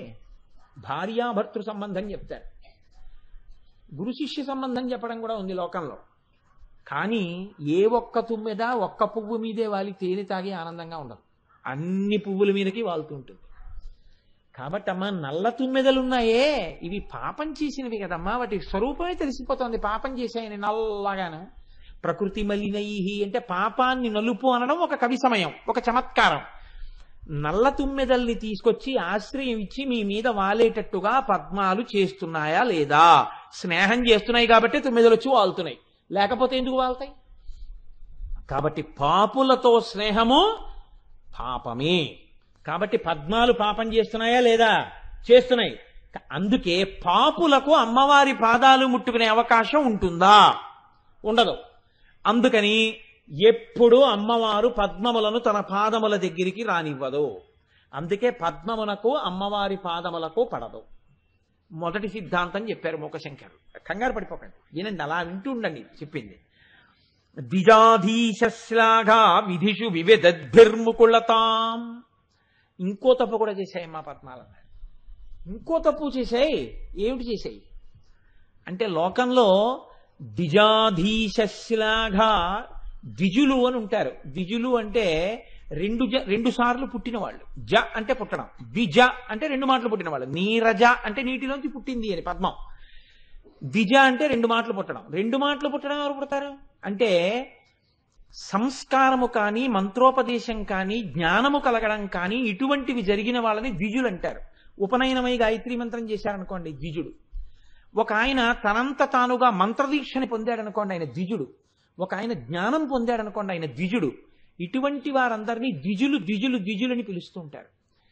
ఇలా ఈ ద్విజత్వం పొందినటువంటి వాళ్ళని ఎక్కడైనా చూస్తే, ఒక మంత్రదీక్షలో ఉన్నాయని కనపడ్డాడనుకోండి ఒక నమస్కారం చెయ్యాలి, విమర్శ చేయకూడదు. అలాగే ఒక ఆయన జ్ఞాని మహానుభావుడు కనపడ్డాడనుకోండి ఒక నమస్కారం చెయ్యాలి. లేదు, ఒక గాయత్రీ మంత్రం చేసుకుంటూ గురువుల దగ్గర సంస్కారం పొంది ఉపనయనం చేసుకున్నటువంటి వాడు కనపడ్డాడనుకోండి ఆయన్ని ఆదరించాలి. కాబట్టి ద్విజులను ఆదరించాలి. ద్విజులు కనపడినప్పుడు నమస్కారం చెయ్యాలి. ఒక జ్ఞానికి కానీ, ఒక మంత్రదీక్ష పొందిన వాడికి కానీ, ఒక ఉపనయనం పొందిన వాడికి కానీ నమస్కారం చెయ్యాలని శాస్త్రవచనం. నువ్వు నమస్కారం చేయకపోతే పీడాపోయి ఆయన్ని చూసి మొహం ఇలా ముకులించుకుని ఇలా ముడుచుకుని పక్కకి మాత్రం తిరగకూడదు. వీడి బతుకెంత అన్నట్టుగా తిరక్కు తప్పని చెప్పింది శాస్త్రం. నువ్వు నమస్కారం చేయకపోతే పక్కకి తొలగపో, తప్ప వాళ్ళని చూసి మొహం ముడుచుకోకు అని చెప్పింది. అమ్మ, ఈ పద్మాలు ఏం చేస్తున్నాయి? ద్విజాధీశ్లాఘా ఇవి విదధద్భిర్ముకుళతాం. తెలుసు వీటికి, అటువంటి ద్విజాధీశులు, అందులో అటువంటి ద్విజులలో చాలా గొప్పవాళ్ళు కనపడితే ముఖం ముడుచుకోకూడదు అన్న విషయం పద్మానికి తెలుసు. లక్ష్మీదేవి కూర్చుంటుంది, వాటికి జ్ఞానం ఉంది. కానీ ఇవి ఏం చేస్తున్నాయి? ద్విజాధీశుణ్ణి చూసినప్పుడు ముఖం ముడుచుకుంటున్నాయి. ఎవరయ్యా ద్విజాధీశుడు? ఎవరిని చూస్తే మొహం ముడుచుకుంటున్నాయి? ద్విజులు అంటే కేవలము బ్రాహ్మణులు కాదు, కేవలముగా మంత్ర సంస్కారము పొందిన వారు కాదు, కేవలముగా ఉపనయనమైన వారు కాదు. పక్షులు కూడా ద్విజులే. ఒకసారి గుడ్డుగా పుడతాయి, గుడ్డు పొదగబడి పిల్లగా వస్తాయి. కాబట్టి అవి ద్విజులే. ఈ పక్షులన్నీ ద్విజులైతే చకోర పక్షులు కూడా ద్విజులే, అవి పక్షులే. కాబట్టి ఈ చకోర పక్షులకు ఆయన అధీశుడు, ప్రాణములు పెట్టేవాడు, అన్నం పెట్టేవాడు. ఎందుకని? చంద్రుడి యొక్క వెన్నెల తింటాయి చకోర పక్షులు. చంద్రుడి యొక్క వెన్నెల తిని బతికేటటువంటి చకోర పక్షులకు నాయకుడైనటువంటి ద్విజాధీశుడైన చంద్రుణ్ణి చూసేటప్పటికీ ఈ పద్మాలు ముఖాలు ముడుచుకుంటున్నాయి. అంటే రాత్రి అయితే అవి ముడుచుకుపోతుంటాయి. కాబట్టి మరి ద్విజాధీశుల్ని చూసి ముఖం ముడుచుకోవడం పాపం కదమ్మా ధర్మశాస్త్రం ప్రకారం. ఓ నమస్కారం చెయ్యవు, ముఖం ప్రసన్నంగా ఇలా విచ్చుకోదు, సంతోషంగా ఉండవు, ఓ వినయం లేదు, ఓ విధేయత లేదు. కాబట్టి ఇది మహాపాపం కదా అమ్మా. కాబట్టి ఇటువంటి మహాపాపం చేస్తున్నాయి. కాబట్టి ఇంత పాపం చేసిన వాటిని నీ పాదముల దగ్గరికి ఎలా రాణిస్తావు? అందుకే నీ పాదములు ఈ పద్మములను తిరస్కరిస్తుంటాయి. ఎప్పుడు అసలు పద్మాలతో నా పాదములకు పోలిక వేయకండి అని చెప్పి తీసేస్తుంటావు. కాబట్టి రెండో పాపం ఉందా లేదా పద్మాలకి? ఉంది. మొదటి పాపం ఏది గోపి గారు? మొదటి పాపం ఏది పద్మములు చేసింది? లేమండి, చెప్పండి. ఏ పాపం చేశాయి పద్మాలు? మొదటి పాపం ప్రకృతి మలినై షట్పదకులై, నల్ల తుమ్మెదల్ని దగ్గరికి రానిచ్చాయి. పాపమున్న వాటి సంసర్గము కూడా పాపమే, పాపులతో స్నేహం చేయడం కూడా పాపమే. రెండో దోషం ఏం చేశాయి డాక్టర్ గారు? ద్విజాధీశశ్లాఘ, ద్విజులకు నాయకుడైనటువంటి చంద్రుణ్ణి చూసి ముఖం ముడుచుకున్నాయి. కాబట్టి రెండు తప్పులు చేశాయి. ఇంకా ఏమైనా చేశాయా చెప్తున్నారు మూకశంకర్లు. మళ్ళీ అడుగుతా మొదటి నుంచి డాక్టర్ గారు, గుర్తుపెట్టుకోండి. రజోమిశ్రై పద్మై, అమ్మా పద్మములకు రజస్సుంది అన్నారు. వాటికి రజోదర్శనం అవుతోందమ్మా అన్నారు. రజోదర్శనం అయితే అటువంటి వారిని ముట్టుకోవడం అనేటటువంటిది చెయ్యకూడదు అని శాస్త్రవచనం. బ్రహ్మహత్యాపాతకంలో పావుంటుంటుంది అని. కాబట్టి ముట్టుకోకూడదు అని. పద్మములకు రజోదర్శనం ఉందమ్మా అన్నారు. రజోదర్శనము అంటే పద్మములకు రజోదర్శనం ఎలా ఉంటుంది? వాటికి కేసరములు ఉన్నాయి, కేసరములలోంచి పుప్పుడి పడుతూ ఉంటుంది. ఆ పుప్పుడి పడడమే రజోదర్శనం. కాబట్టి రజోదర్శనం ఉన్నటువంటి పద్మాలు ఇంత పవిత్రమైన పాదాలను ఎలా ముట్టుకుంటాయి? ముట్టుకోకూడదు. కాబట్టి వాటిని దూరంగా పెడుతుంటావు. మీరు ముట్టుకోకూడదు, మీరు నమస్కారం చేయకూడదు. అలా ముట్టుకుని దూరం నుంచి దూరంగా తోసేస్తుంటావు నన్ను. ఇది కారణం కాదు. రజోమిశ్రై, అవి రజోగుణంతో ఉంటాయి. రజోగుణం అంటే ఎప్పుడూ తొందర, ఎప్పుడూ పరుగు, ఎప్పుడూ కోపం, ఎప్పుడూ ఆశ, ఎప్పుడూ కోరిక, ఎప్పుడూ ఏదో అల్లరి, ఎప్పుడూ ఉద్వేగం. ఇలా పరిగెత్తేవాడు ఎవడుంటాడో వాటిని రజోగుణం అంటారు.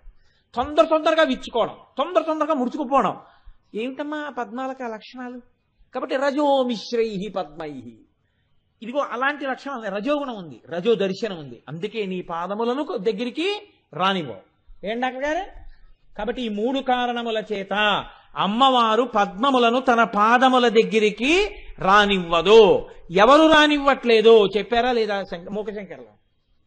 ఆ శ్లోకంలో ఎక్కడైనా ఎవరు రానివ్వట్లేదు అమ్మ పాదముల దగ్గరికి చెప్పారా? చెప్పారు. ఎక్కడ చెప్పారు? విషమశరవైరి ప్రియతమే. విషమశరవైరి అంటే పువ్వులను బాణములుగా చేసుకుని అవతల్ల వారిని బాధించేటటువంటి లక్షణం ఉన్న మన్మధుని యొక్క శత్రువైనటువంటి పరమశివుని యొక్క ప్రియురాలైనటువంటి అమ్మవారు. కాబట్టి ఎవరు? లలితాదేవిని మీరు అనుకుంటే అందులో పెద్ద దోషం ఏం లేదు. కాబట్టి అమ్మవారే పద్మములను తన పాదముల వద్దకు రానివ్వడం లేదు. ఇది పద్మములు చేసినటువంటి పాపము అని మూకశంకరులు నిర్ధారణ చేశారు. నిర్ధారణ చేసి అమ్మ ఈ కారణం చేత నీవు పద్మములను నీ పాదముల దగ్గరకు రానివ్వవు అని చెప్తున్నారు. అమ్మ వినేటప్పుడు చక్కగా వినండి. ఎందుకని పుస్తకాలు రిఫర్ చేస్తూ క్లాస్ రూమ్ స్టూడెంట్ లాగా చక్కగా వినండి. కాబట్టి రజోమిశ్రై పద్మై ఈ కారణముల చేత అంగీకరింపబడదు. కానీ ఈ శ్లోకంలో ఉండేటటువంటి గమ్మత్ ఏమిటో తెలుసా అండి? ఇది అమ్మవారి పాదములు పట్టుకోవడానికి ఆలంబనమై ఉంటుంది. అందుకే మూకశంకరులు ఈ శ్లోకం చెయ్యడం వెనక రహస్యం ఏమిటో తెలుసా అండి? మీ మనసుని బాగా అక్కడ నిలబెట్టే ప్రయత్నం చేయడం. వసిన్యాది దేవతలు ఒక్క మాట చెప్పి వదిలిపెట్టేశారు. ఎందుకని? వాళ్ళు ఆ మాట చెప్పేటప్పుడు పదద్వజ ప్రభాజాల పరాకృత సరోరుహ అని వదిలేశారు. కానీ ఆ కాంతి తిరస్కరించి అమ్మవారు మీకు చేస్తున్న ఉపకారం ఏమిటి? మీ మనసుని పట్టుకోవాలి. అప్పుడే నేను మొట్టమొదట్లో చెప్పిన ప్రయోజనం నెరవేరుతుంది. ఎప్పుడూ స్వేచ్ఛగా తిరిగే మనస్సు అమ్మవారి పాదములను పట్టుకోవడంలో కృతకృత్యురాలవుతుంది. ఇప్పుడు మీకు తెలిసో తెలియకో ఒక కొత్త సిద్ధాంతం ఒకటి మీ మనసులోకి వచ్చింది. ఏమని? ఓహో, ఈ కారణముల చేత అమ్మవారు పద్మములను తన పాదముల దగ్గరికి రావడాన్ని అంగీకరించదు. ఏమిటవి చేసిన తప్పులు? అవి పాపులతో తిరుగుతుంటాయి. 2, అవి ద్విజాధీశులను శ్లాఘించలేదు, ముఖం ముడుచుకున్నాయి. అదేమిటండి పాపం, సాయంకాలం అయ్యేటప్పటికి ముడుచుకోవడం వాడి ధర్మం, అదంతా అనవసరమయ్యా. చంద్రుడు కనబడితే ముగిలించుకున్నాయా లేదా, అంతే దోషం. 3, రజోమిశ్రై, వాటికి రజో సంపర్కం ఉంది, రజోగుణం ఉంది, అందుకే అమ్మవారు రానివ్వలేదు. విషమశరవైరి ప్రియతమే, మన్మధుని యొక్క శత్రువైన పరమశివుని యొక్క ఇల్లాలైన పార్వతీదేవి నీవు రానివ్వలేదు. ఇదే శ్లోకం అలాగే నిర్ధారణ చేసి మీరు అట్టే పెట్టేశారనుకోండి, ఇప్పుడు ఏమైపోతుందంటే ఒక పెద్ద ఇబ్బంది వస్తుంది. ఎక్కడి నుంచి వస్తుందో ఆ ఇబ్బంది నేను చెప్తాను చూడండి. మీరు కింద నుంచి పైకి రండి. ఇప్పుడు ఆ శ్లోకంలో ఆవిడ ఎవరు? విషమశర వైరి ప్రియతమే. ఆవిడ మన్మధుని యొక్క శత్రువైన పరమశివుడికి ఇల్లాలు. కాబట్టి ఇప్పుడు ఆవిడ సహజంగా ఎవరిని ప్రేమించవలసి ఉంటుంది? ఎవరంటే ఇష్టపడాలి? మన్మధుడికి శత్రువుగా నిలబడే వాళ్ళందరినీ ఆవిడ ఇష్టపడి ఉండాలి కదండి. మన్మధుని శత్రువైనటువంటి పరమశివుడి యొక్క భార్య కాబట్టి మన్మధుడికి శత్రువులుగా ఉన్న వాళ్ళందరూ ఆవిడికి ఇష్టపడే వాళ్ళై ఉంటారు, అంతే కదండి. ఇప్పుడు నాతో చాలా సన్నిహితంగా ఉండాలని, నాతో చాలా ప్రేమగా ఉండాలని కోరుకున్నవాడు నేను చాలా ప్రేమించే వ్యక్తి జోలికి వెళ్ళకూడదు. అది మొదటి నియమం కదా. నేను బాగా ప్రేమించే వ్యక్తి జోలికి వెళ్ళడమే ఏ ఇతర కారణము నా పట్ల చేయకపోయినా నా నుంచి దూరం అయిపోవడానికి కారణమైపోతుంది. దానికి పెద్ద సిద్ధాంతావిష్కరణం ఏం అక్కర్లేదు. It requires only common sense. గురువు గారికి ఫలానా వారంటే ఇష్టం, వారి మనస్సు ఖేద పెట్టకూడదు. వారి మనస్సు ఖేదపడి వారు వచ్చి గురువు గారికి చెప్పారనుకోండి, అయిపోయిందంతే, నువ్వు జరిగిపోయావు. వారి జోలికి నువ్వు వెళ్ళకూడదు. ఎందుకంటే ఒకటే కారణం, ఆయన ఈయనకి దగ్గర, అంతే. ఆయనకి ఈయన మనసులో స్థానం ఉంది కాబట్టి ఇప్పుడు ఈయన జోలికి నువ్వు వెళ్ళావు, నువ్వు దూరం జరిగిపోతావు, అంతే. అది ఇమిడియట్ రియాక్షన్, దానికి ఇంకేమీ సందేహం ఏమి ఉండదు. అలా ఉండకపోవడం అన్నది ఎక్కడ ఉండదండి లోకంలో. అందుకే లేకపోతే లోకంలో పాపము పుణ్యము అన్న 2 మాటలు రావు. అసలు 2గా మీకు విభాగం చేయడం కుదరదు. ఇప్పుడు అమ్మవారి యొక్క భర్త ఎవరికి శత్రువు? మన్మధుడికి శత్రువు. మన్మధుడికి మిత్రుడిగా మీరు ఉన్నారనుకోండి, అమ్మవారు ఎలా ఆదరిస్తుందండి మిమ్మల్ని? ఎలా ఆదరిస్తుంది?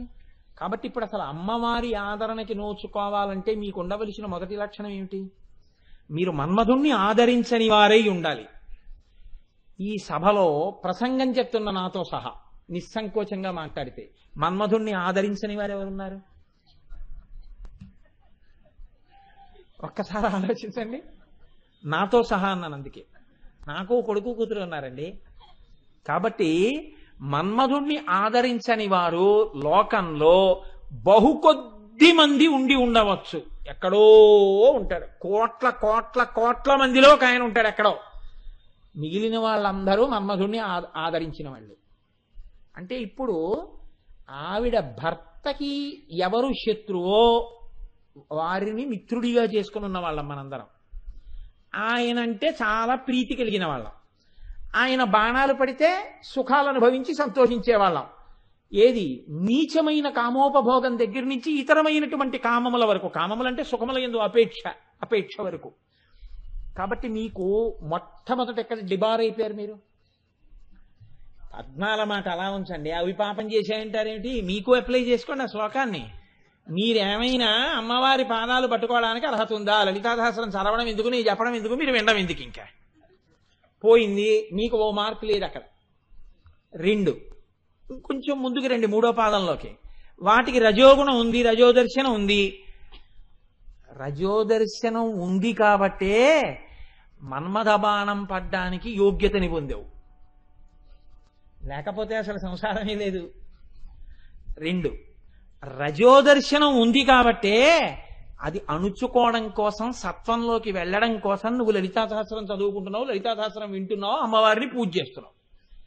కాబట్టి ఇప్పుడు అసలు రజోగుణం లేనివాడు ఈ సభలో లేడు, అందరూ శుద్ధ సత్వ స్వరూపులే అన్నారనుకోండి, ఇంకసలు ఈ ఉపాసనలు ఎందుకు, ఆరాధనలు ఎందుకు? వాళ్ళందరూ ఈశ్వరుని చేరిపోయిన వారు.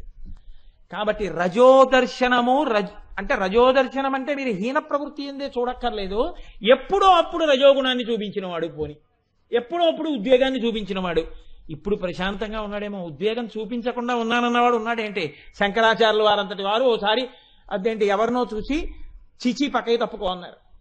నన్ను తప్పుకోమంటావా, నాలో ఆత్మ తప్పుకోమంటావా అంటే కాళ్ళ మీద పడి మరి ఈశాపంచకం చేశారంటే శంకరాచార్యులు వారు కూడా ఇప్పుడు ఈ లిస్టులోకి రాకుండా వెళ్ళిపోవాలి కదండి. మరి ఎప్పుడో అప్పుడు రజోగుణం బయటికి వచ్చిందిగా. కాబట్టి రజోదర్శనం అయినటువంటి వాడెవ్వడో అమ్మవారి పాదములు ముట్టుకోవడానికి అర్హుడు కాడో తీసేయాలి కదండి. అప్పుడు మనలో ఎవరన్నా మిగులుతామని నేను అనుకోవట్లేదు, నేనైతే మిగలను ఖాయంగా చెప్పేసుకుంటున్నాను, మీ జోలికి నేను రాను. కాబట్టి రజోమిశ్రై పక్కన పెట్టేయండి. ఇంకొంచెం ముందుకు రండి. ఇప్పుడెవరు? ద్విజాధీశ్లాఘ, చాలా ఉత్తములైనటువంటి వారు ఎవరున్నారో, ఈశ్వరారాధకులు ఎవరున్నాయో అటువంటి వారికి పేరు పద్దు పెట్టకుండా ఉండుట, అటువంటి వారి జోలికి వెళ్లకుండా ఉండుట, అటువంటి వారికి నమస్కరించుట. మన జన్మాంతరంలో అలా ఎక్కడైనా ఆయన కనపడ్డం కాదు, ఆయన ఫోటో కనపడితే నమస్కారం పెట్టి అంత గౌరవంగా మనం జీవిస్తున్నటువంటి క్రమం మనకుందా? అసలు ద్విజాధీశుడన్నవాడు ఎరుకలో ఉండడం, వాడికి నమస్కారం చేయడమే లేదు. ఇంకా ద్విజాధీశ శ్లాఘ ఎక్కడుంది? ఆయన్ని కీర్తించడం వరకు ఎక్కడొచ్చింది? లేదు. కాబట్టి అమ్మవారి పాదాలు ఎలా పట్టుకుంటారు మీరు? మీరు ఎక్కడా మహోత్కృష్టమైనటువంటి ఓ బ్రహ్మజ్ఞానిని కీర్తించిన సందర్భాలు జీవితంలో లేవు. మహాత్ముల్ని నిందించిన సందర్భాలు ఉంటే ఉండొచ్చు. కాబట్టి అమ్మవారి పాదాలు పట్టుకోవడానికి అవకాశం లేదు. పద్మాలు పాపం చేయలేదండి, పాపం చేసిన తుమ్మిదలకి ఆశ్రయం ఇచ్చేయి. తుమ్మిదలకి ఆశ్రయం ఇస్తే అవి కూడా పాపులు. కాబట్టి అమ్మ నువ్వు పాదాల దగ్గరికి రావట్లేదు అంటే మనందరం తప్పట్లు కొట్టి మా గోపి గారు, డాక్టర్ గారు, చలపతి గారు సిద్ధాంతం చేసేశారు. అవునండి పాపం చేసేయండి, అందుకే అమ్మవారి పాదాల దగ్గరికి రావక్కర్లేదండి అన్నారు. పాపం చెయ్యని వాళ్ళు ఎవరైనా ఉంటారా చలపతి గారు? పోనీ చెయ్యకపోతే పాపులతో స్నేహం లేనివాడు ఉన్నాడు ఆ లోకంలో. మరి అప్పుడు మనమే బతికేమైనట్టు? మీరంత తేలిగ్గా సిద్ధాంతం చేశారు ఏమండి? మీరు ఇందాక చెప్పడం అంత తేలిగ్గా చెప్పేశారు పద్మాలు కదా అని. ఇప్పుడు కింద నుంచి పైకి వచ్చేటప్పుడు ఇవి లేని వాళ్ళని ఒకళ్ళని చూపించండి నాకు. మరి ఎందుకు చెప్తున్నట్టు లలితా సహస్రం ఎలాగ ఇప్పుడు మనం ఎలాగ గట్టెక్కడం నాకు చెప్పండి. మీరు వచ్చి మీరు అలా నిర్ధారణ చేసేశారే తేలిగ్గాను. ఇప్పుడు ఈ 4ంటిని దాటి చేరడానికి అవకాశం ఏమైనా ఉంటుందా? 4 దాటగలమా అంటే చూడండి, డాక్టర్ గారు చాలా తెలివైన వారు, మంచి మాటే, నేను కాదన్ను. అందులోనే ఉంది చమత్కారం ఆ శ్లోకంలో. మళ్ళీ శ్లోకం కిందకి రండి. వస్తే ఇప్పుడేమంటున్నారు? మీకు ఊరట కలగాలి వెంటనే, ఎందుకని బెంగ వచ్చింది. అమ్మ నాయనో ఇదేదో పద్మాలనుకుని అన్నాం, ఈ కొంప తీసే ప్రక్రియ మన మీదకి వచ్చింది. ఇప్పుడు పద్మాల మాట దేవుడు ఎరుగు. ఇప్పుడు మనకి ఉన్నాయి కదా సర్వలక్షణ లక్షితాకారులు. ఇప్పుడు మన బతుకు ఏమిటి అమ్మవారి విషయంలో? పోన్లేండి, ఇప్పటివరకు అయిందైతే అయిపోయింది, అమ్మవారి పాదాలు పట్టుకోండి ఏం పర్వాలేదన్నారు మా డాక్టర్ గారు. సరే డాక్టర్ గారు, పట్టుకోవడానికి అవకాశం ఇచ్చేసాం, ఆ తర్వాత ఎప్పుడు ఈ 4 చేయకుండా ఉంటారా? లేవండి డాక్టర్ గారు, సాధ్యం కాదు అంటే మీరు సాధ్యం కాదు, నేను ఈ 4ంటితోటి ఉంటానని చెప్పినా అమ్మవారు అంగీకరించి మిమ్మల్ని తీసుకోవాల్సింది. చూడండి గడుస్తాను. అదిటే ఆయన అమ్మవారి పాదాలు పట్టుకుంటారట, పట్టుకున్నారు కాబట్టి 4 తప్పని తెలుసు కాబట్టి వదిలేస్తారా అంటే అలా కుదరదండి అంటున్నారు. అలా కుదరదండి, పాపులతోనూ తిరుగుతాను, పాపము చేస్తాను. కానీ నిజాయితీగా మాట్లాడారండి, చాలా నిజాయితీగా మాట్లాడారు. వదిలేస్తానులేండి అనలేదు ఆయన. పాపులతోనన్నా తిరుగుతాను, పాపమన్నా చేస్తాను. రజోగుణం ఎప్పుడో అప్పుడు పైకి వస్తూనే ఉంటుంది. అన్నిటికన్నా ఎక్కడో అక్కడ పెద్దల్ని అధిక్షేపిస్తూనే ఉంటాను. నాకు ఈ దోషములు ఉండనే ఉంటాయి. అన్నిటినీ మించి మన్మథ బాణాలు పడకుండా తప్పుకోను. అంటే మన్మథ బాణాలంటే నా ఉద్దేశం వారిని కించపరచాలని కాదు. ఏదో ఓ కోరిక అంటూ ఉంటుంది కదండి జీవితంలో, అప్పుడు అది మన్మథ బాణానికి లొంగడమే. కాబట్టి నేను ఏవి 4 తప్పుకునేవాడిని కానప్పుడు మరి ఈ శ్లోకం మీకు ఎలా అభయం ఇస్తుందని దీన్ని చెప్పేస్తున్నారు. పద్మాల యొక్క కాంతిని తిరస్కరించిందని. ఇప్పుడు ఈ శ్లోకం పద్మాల కాంతిని తిరస్కరించడం పక్కన పెట్టండి, అమ్మవారి పాదాల దగ్గర మీకు ఊరట ఎలా ఇస్తుంది ఈ శ్లోకం అంటే, దీన్ని మళ్ళీ వ్యతిరేక కోణంలో రమ్మన్నారు. కింద నుంచి పైకి ఎలా రావాలి అంటే, సమర్థతా కోణంలోకి రండి. లోకంలో సూర్యభగవానుడు ఉన్నాడు, లేదా సూర్యభగవానుడి వరకు ఎందుకండి, మీకు నేను ఒక తేలిక మాట చెప్తాను. ఒక స్కిన్ డాక్టర్ గారు ఉన్నారు, డెర్మటాలజిస్ట్ అంటారు కదా, చర్మ వ్యాధులు చూసేటటువంటి డాక్టర్ గారు. చర్మ వ్యాధులు చూసేటటువంటి డాక్టర్ గారికి కురుపులన్నా, దురదలన్నా, పుళ్ళన్నా, చీమన్నా, నెత్తురన్నా, గోక్కోవడం అన్నా పరమాసహ్యం అనుకోండి. ఆ డాక్టర్ గారు ఎందుకైనా పనికొస్తాడండి. ఇంకా ఆయన ఎందుకో పనికిరాడు. ఉత్తినే లోపలికి వెళ్ళి కూర్చుని బయట షట్టర్ వేసేయాలి. ఆయన మళ్ళీ బయటికి వెళ్ళేటప్పుడు ఎవడో లేకుండా చూడండి అని కారెక్కి వెళ్ళిపోవాలి. డెర్మటాలజిస్ట్ అంటే ఏంటి? డెర్మటాలజిస్ట్ అంటే ఇలాంటి జబ్బులన్నీ చూసి తగ్గేట్టు చేసేవాడని గుర్తు కదండి. కాబట్టి ఇప్పుడు మీరు ఆయన దగ్గరికి వెళ్ళిపోగానే ఉత్తర క్షణం మీకున్న గజ్జి పోతుందని కాదు, మీకున్న పుళ్ళు పోతాయని కాదు, మీకున్నటువంటి చర్మానికి పట్టిన దురదరోగం పోతుందని కాదు. వెళ్ళి ముందు నిస్సంకోచంగా చెప్పాలి డాక్టర్ గారికి, డాక్టర్ గారు నాకు గజ్జి విపరీతంగా వచ్చిందండి చెప్పాలి. దాయకూడదు. అక్కడ దాకా వెళ్ళి మొహమాట పడిపోయి డాక్టర్ గారు చెప్పలేకపోతున్నాను, పోన్లేదు వెళ్ళిపోతాను, వెళ్ళిపోతే ఎప్పటికీ తగ్గదు. చెప్పియాలి, ఎక్కడొచ్చింది చెప్పాలి, చూపించాలి. డాక్టర్ గారు చూసి ముట్టుకుని ఆయన చేతులు కడిగేసుకుంటారు సబ్బుతోటి. నీకు ఇదిగోనయా అస్తమానం చెయ్యి ఇలా అండంలో చెమట పట్టేసి ఈ జాయింట్లో వచ్చేసింది, చూసావా ఇక్కడ వచ్చింది, ఇక్కడ వచ్చింది, మోకాళ్ళు మడుస్తావు కదా, ఇదిగో ఇక్కడ వచ్చింది, ఎక్కడ చెమట ఎక్కువ పడుతోందో అక్కడ ఏర్పడుతోంది. కాబట్టి నువ్వు ఈ మందులు ఒక 15 రోజులు వాడి కనపడన్నారు. 15 రోజులు వాడి కనపడేటప్పుడు మీరు గుర్తుపెట్టుకోండి, డాక్టర్ గారి దర్శనం చెయ్యగానే మీకు గజ్జిపోదు. వెంటనే ఇలా డాక్టర్ గారి దగ్గరికి వెళ్ళి దర్శనం చేసుకుని బయటకు వస్తే పోతుంది ఏమిటి? పోదు. మీరు ముందో టాబ్లెట్ వేసుకుంటారు, 2 రోజులు వేసుకున్నారు, 3 రోజులు వేసుకున్నారు, 4 రోజులు వేసుకున్నారు, 5 రోజులు వేసుకున్నారు, కొద్దిగా తగ్గుముఖం పడుతోంది, మళ్ళీ వెళ్ళారు. ఇప్పుడు 3 పూటలు వేసుకోకయా, రోజుకి 2 వేసుకో చాలన్నారు. 2 వేసుకుని ఆ తర్వాత వెళ్ళి డాక్టర్ గారు కడుపులో గుడగొళ్ళ ఆడిపోతోందండి అన్నారు. ఆ గుడగొడ తగ్గుతుంది కానీ 2 మాత్రలు మానకు అని మళ్ళీ గుడగొడ తగ్గడానికి కూడా 3 మంది ఇచ్చారు. ఆఖరికి మీరు 3 నెలలు మందులు వాడిన తర్వాత మీకు తగ్గింది కదండి. తప్ప డాక్టర్ గారు దర్శనం చేస్తే గజ్జిపోతుంది ఏంటి? డెర్మటాలజిస్ట్ దగ్గరికి వెళ్తే పోదు. డెర్మటాలజిస్ట్కి మీ చర్మ వ్యాధులు చూసి అసహించుకోవచ్చు ఏంటి? అసహించుకోకూడదు. ఈ 2 కలిసే ఉంటాయి అక్కడ. మీరు ఈ 2 కలిసి ఉంటేనే మీకు ప్రయోజనం. ఈ 2 లేవనుకోండి, ఆయన డాక్టర్ అయినా మీరు పేషెంట్ అయినా మీ జబ్బు పోదు, ఆయన డాక్టర్ అయ్యడం వల్ల ఉపయోగం ఉండదు. ఈ 2 కలిస్తేనే ఉపయోగం. అమ్మా అసలు నువ్వు ఉన్నది ఎందుకు? ఈ 4 ఉన్న పాపులు ఉన్నారు కాబట్టి పాపం తీయడానికి. ఈ 4 ఉన్న వాళ్ళని రానివ్వనంటే ఇక నువ్వు ఉన్నాడు ఎందుకు, మేము పాపాలు చేయడం ఎందుకు? నువ్వు డెర్మటాలజిస్టు, మేము స్కిన్ పేషెంట్. కాబట్టి మేము నీ దగ్గరికి వస్తాం క్రమక్రమంగా తగ్గించి. ఇవి వదలలేము, చెయ్యకుండా ఉండలేనన్న అనేది బలహీనత, కానీ చెయ్యకుండా ఉందామన్న కోరిక మాత్రం ఉంది లోపల. ఇవి బాగా తగ్గించేసి ఎప్పుడైనా తప్పక నేను ఏదైనా చెయ్యవలసి వస్తే నీ ఆరాధనగా చేసేట్టు అనుగ్రహించు. పులిహార తినాలనుంది, పులిహార తినడం అంటే మన్మథ బాణానికి లొంగిపోవడం అయిపోతుంది కాబట్టి నేను పులిహార తినడానికి భీష్మించక్కర్లేదు. ఇవాళ శనివారం వెంకటేశ్వరుడికి నైవేద్యం పెట్టి ప్రసాదం తీసుకుంటాననుకో, ఇప్పుడు దృష్టికోణం మారుతోంది. ఇప్పుడు కోరికుంటే తప్పొచ్చిందా? తప్పు లేదు, వైదికం చేయడం వచ్చింది. వేదము అంగీకరించిన పద్ధతిలోకి వెళ్ళడం వచ్చింది. ఇది రావాలి. ఇది ఎవరికి వచ్చింది? ఎక్కడొచ్చింది మొదట అంటే విరోధస్తే యుక్తో, ఆ మాటలో ఉంది గొప్పతనం అంతా. విషమశరి వైరి ప్రియతమే.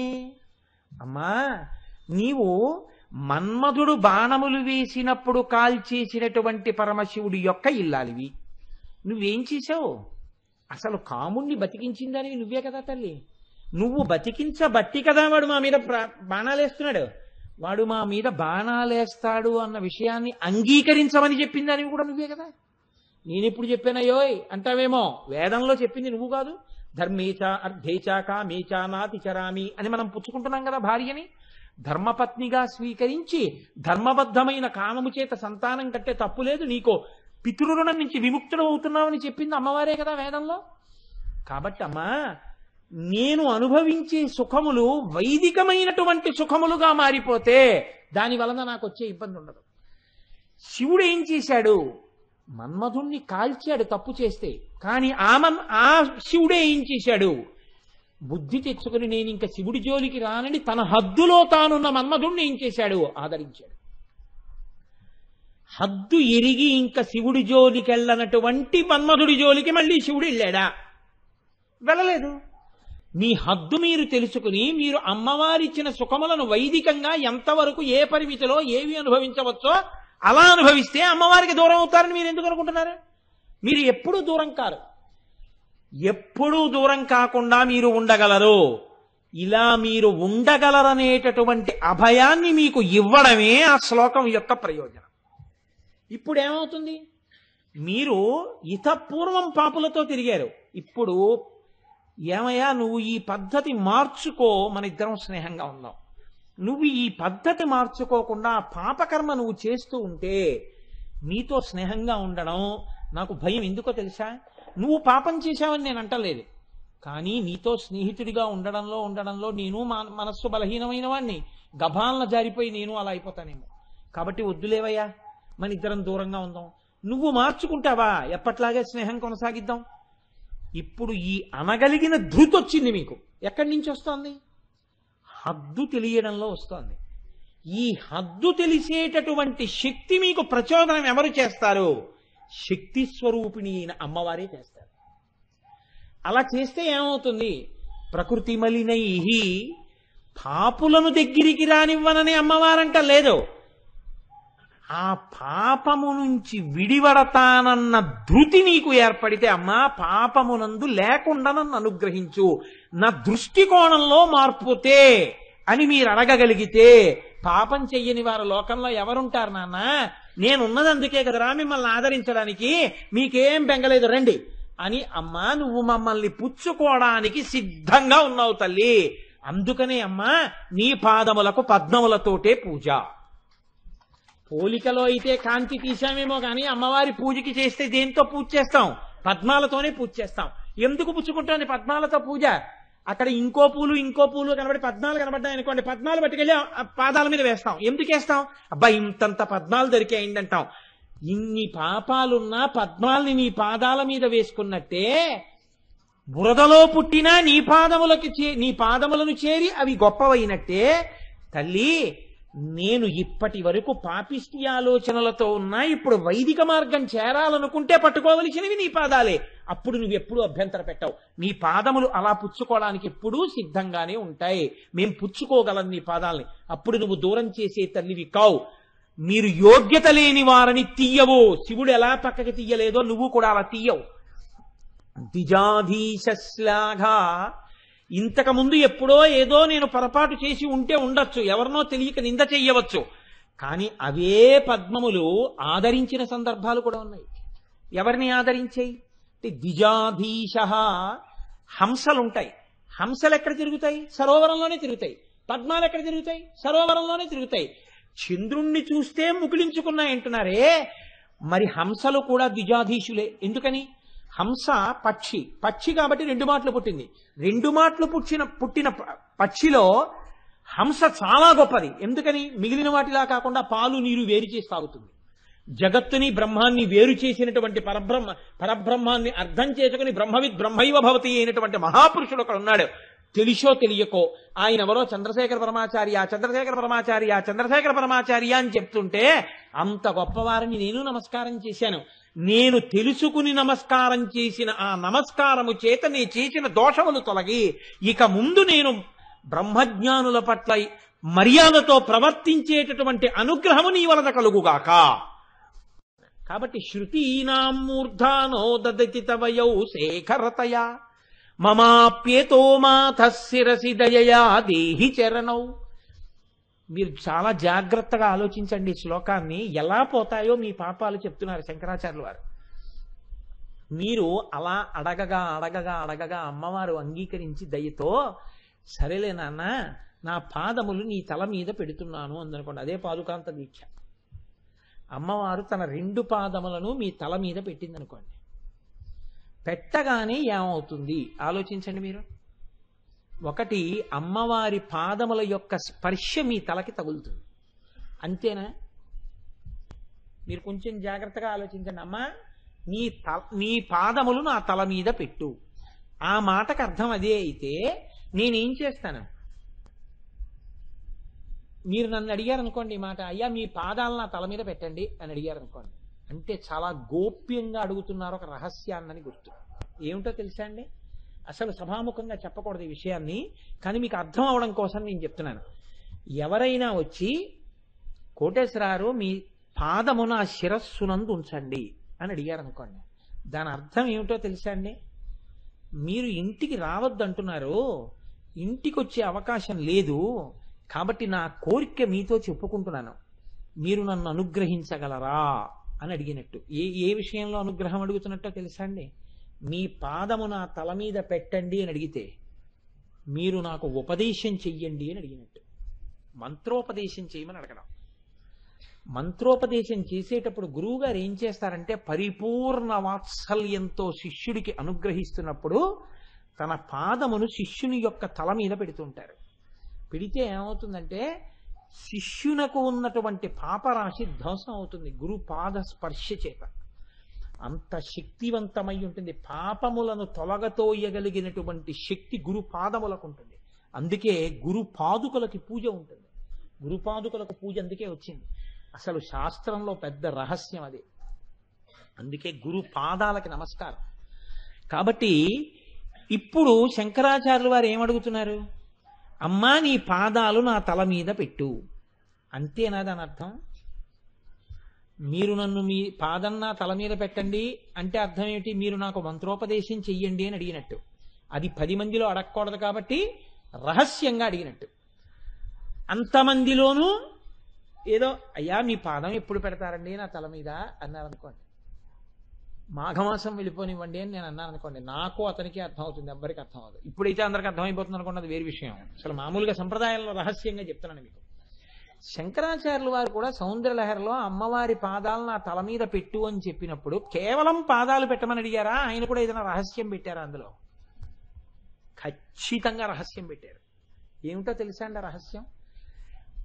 ఆయన శిరసిదయయా దేహి చరణవు అన్నారు కదా అని మీరు ఈ శ్లోకాన్ని అంతవరకే చదివి మీరు కూడా అమ్మవారి పాదాలు మీ తల మీద పెట్టుకున్నట్టుగా ఊహిస్తే దానివల్ల సిద్ధి కాదు, పూర్ణం కాదు. ఎప్పుడో తెలుసా అండి? యయో పాద్యం పాద పశుపతి జటాజూటతటిని. ఇప్పుడు ఆ పాదాల మీద శివుడి యొక్క తల ఉంటుంది. ఎందుకుంటుందో తెలుసా అండి? ప్రణయ కలహానికి కాదు. మీరు బాగా గుర్తుపెట్టుకోండి. శివుడు అన్న మాట మహాకామేశ్వరుడు అన్న మాట కన్నా కొద్దిగా చిన్నదవుతుంది. ఎందుకని అంటే ఆయనే మహాకామేశ్వరుడిగా ఉంటే లలితాపరా భట్టారికా స్వరూపానికి భర్తగా ఉంటారు. ఆయన శివుడిగా ఉంటే అమ్మవారి యొక్క అనుగ్రహాన్ని కోరుకునేటటువంటి వాడిగా కింది వరుసలో ఉంటాడు. ఇది ఎలా ఉంటుందంటే పెరుమాళ్ పెద్ద పెరుమాళ్ ఈ రెండింటికి ఉన్నంత తేడా కింద ఉంటుంది. పెరుమాళ్ళకి పెద్ద పెరుమాళ్ళకి ఏమిటి తేడా? అంతే తేడా. స్వామివారు పెద్ద స్వామివారు ఇద్దరు స్వామివారులే అలాగే. కానీ ఒక్కొక్కసారి పెద్ద స్వామి చాలా గొప్పవాడు అవ్వచ్చు, ఏ విషయం అనుకోండి. కాబట్టి ఇప్పుడు అమ్మవారి యొక్క పాదములు తల మీద పెట్టించుకున్నప్పుడు మహాకామేశ్వరుడు ఆవిడ భర్తగా కూర్చుని ఉన్నాడు లలితాదేవికి. శివుడు ఆవిడ పాదముల మీద తల పెట్టాడు. ఎందుకు పెట్టాడు అంటే అమ్మవారి పాదములు కడగాలి. పాదయో పాద్యం సమర్పయామి, శుద్ధ ఆచమనీయం సమర్పయామి అనాలి. ఇప్పుడు శివుడుట కొత్త నీళ్లు తేలేదుట. ఎందుకు తేడు?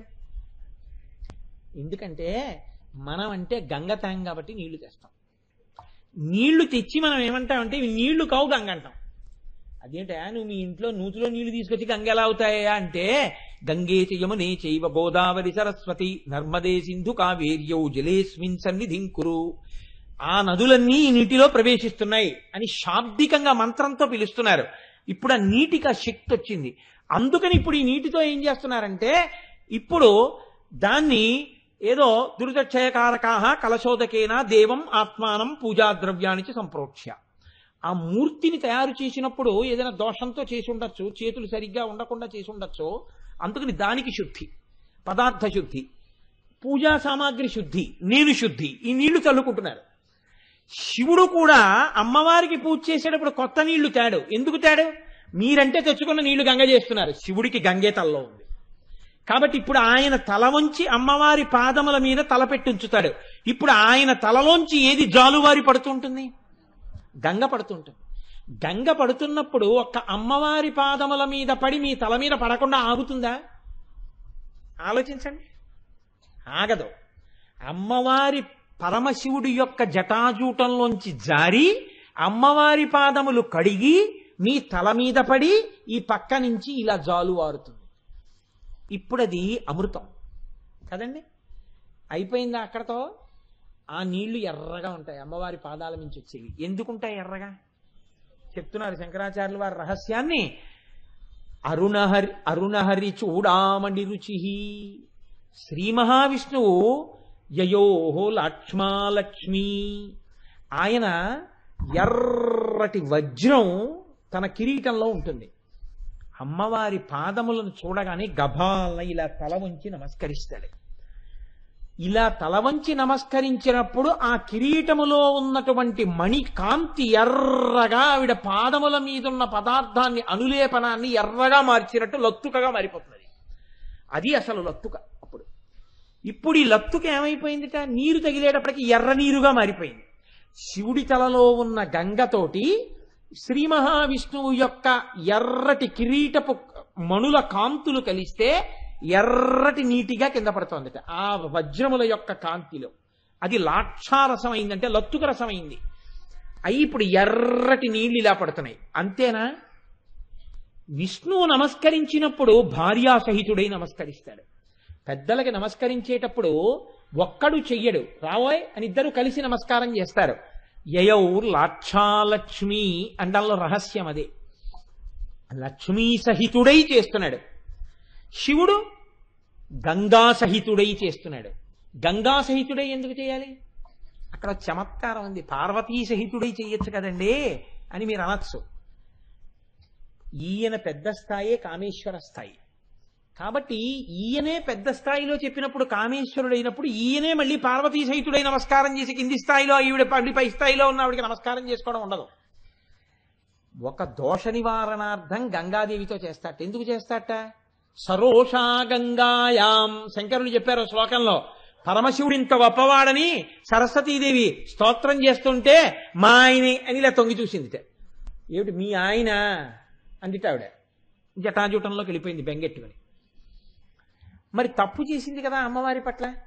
నిన్న తప్పు చేసావు కదా, గబుక్కుని పైకి తొంగి చూసావు కదా, నేను భరించాను కాబట్టి భర్తను కానీ తాళి కట్టానే, అలా ఎందుకు చూసావు? రేపు నేను దండం పెట్టినప్పుడు నువ్వు దండం పెట్టి క్షమించేస్తుందన్నట్ట. అందుకని ఆవిడ్ని కూడా తీసుకొచ్చి కాళ్ళ మీద బారేశాడు ఇప్పుడు.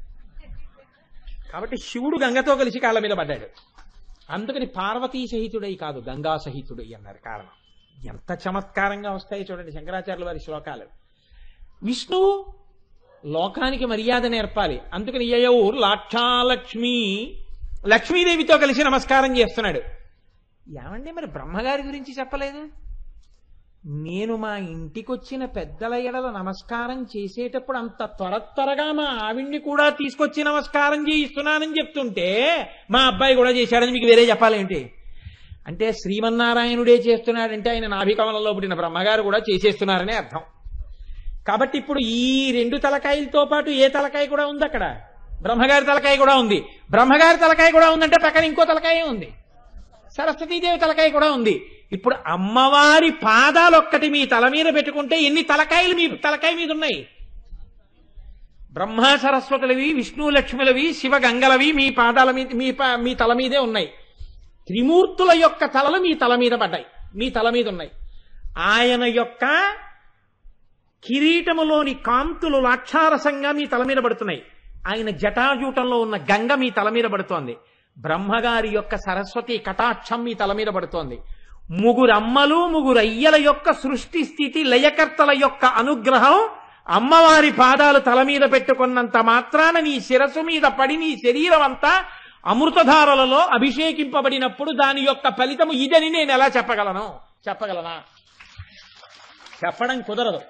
కానీ ఇన్ని ఎలా జరుగుతాయని మాత్రం నేను చెప్పగలను. ఆవిడ పాదాలని తల మీద పెట్టుకుంటే జరుగుతాయి. ఇంత గొప్ప శక్తి ఉన్న పాదాలు పద్మాల కాంతితో సరిపోల్చి చెప్పడం కుదురుతుందా? కుదరదండి. దానికి అంత అనుమానం ఎందుకు? కాబట్టి పదద్వయ ప్రభాజాల పరాకృత సరోరుహ, అమ్మవారి యొక్క పాదముల కాంతి ముందు ఆ కాంతిని చెప్పడం ఒక్కనాటికి కుదరదు, తిరస్కరింపబడినది. మీరు ఏమైనా అనుకోండి, కానీ నా అంత పూర్ స్కోరర్ ఎవ్వరు ఉండరు. రోజు ఆచలావు పీక సన్నం. ఇవాళ 6 నామాలు చెప్పాలని వస్తాను, ఒక్క నామం వెళ్ళటం లేదు నాకు. కాబట్టి మీరు అనుగ్రహించండి, 10 నిమిషాల్లో 2వ నామం చెప్పేస్తాను ఇవాళ ఏమైనా సరే. సింజానమణి మంజీర మండిత శ్రీపదాంబుజ. సింజానమణి మంజీర మండిత శ్రీపదాంబుజ అంటే అమ్మవారి పాదములకు ఉండేటటువంటి కింకిణులు, అంటే ఆవిడ పెట్టుకున్న మంజీరములకు ఉండేటటువంటి కింకిణుల యొక్క ధ్వని వినపడుతుంటుంది ఆవిడ నడుస్తుంటే. అటువంటి మంజీరములు పెట్టుకున్న తల్లి. ఈ మంజీరముల యొక్క శబ్దము వినడము అంటే అదొక్కటే దాని ప్రయోజనం అని మీరు అనుకుంటున్నారా?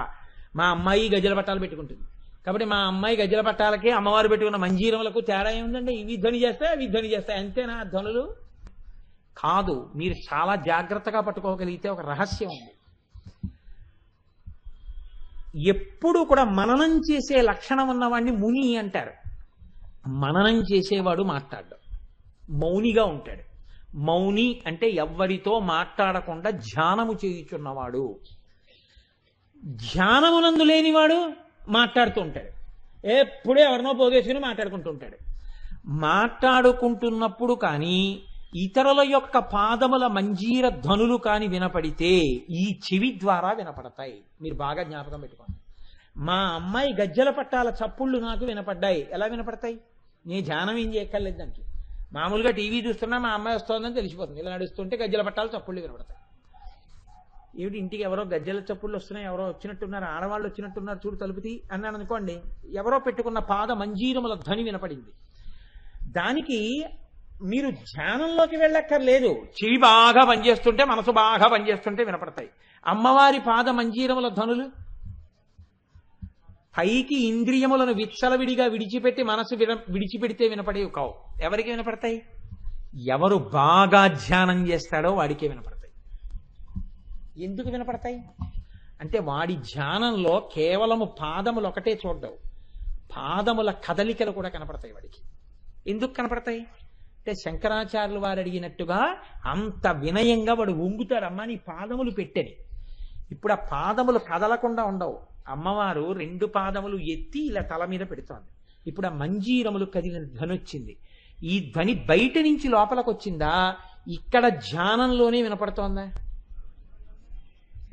ఇప్పుడు ఆ ధ్వని వినపడినవాడు గొప్పవాడా, అది కేవలం వినపడడం గురించి ఆ నామం ఉందా అంటే ఆ ధ్వని ఎవడైనా విని ఉంటే జీవితంలో వాడు సర్వోత్కృష్టమైన స్థితిని పొందుతున్నాడని గుర్తు, వాడి జీవిత లక్ష్యాన్ని చేరిపోతున్నాడని గుర్తు.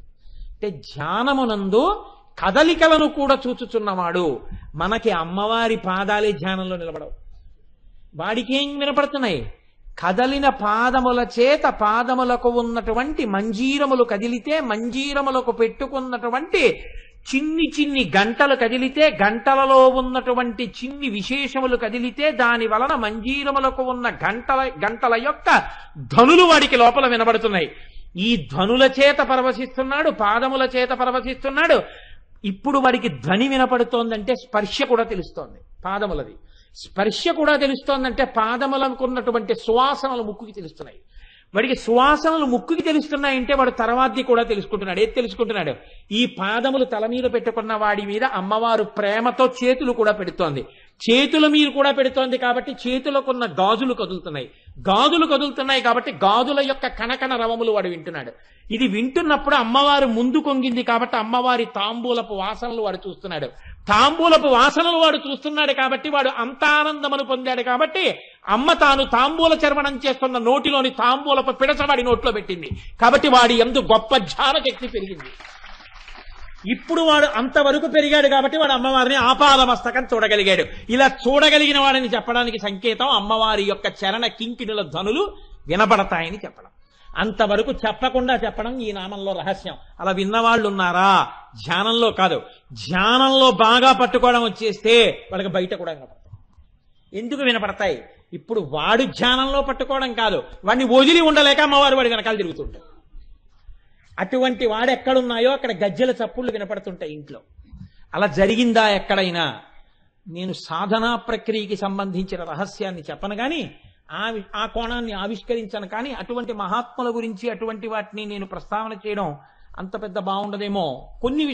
ఒక విషయం మాత్రం మీకు మనవి చేసే ప్రయత్నం చేస్తాను. శారదాదేవి అని రామకృష్ణ పరమహంస భార్య. అప్పటికింకా ఆవిడ ఆయన దగ్గరికి వెళ్ళలేదు. ఆవిడ పుట్టినింట్లో ఉండగా రామకృష్ణ పరమహంసకి పిచ్చెక్కిందని చెప్పుకున్నారు.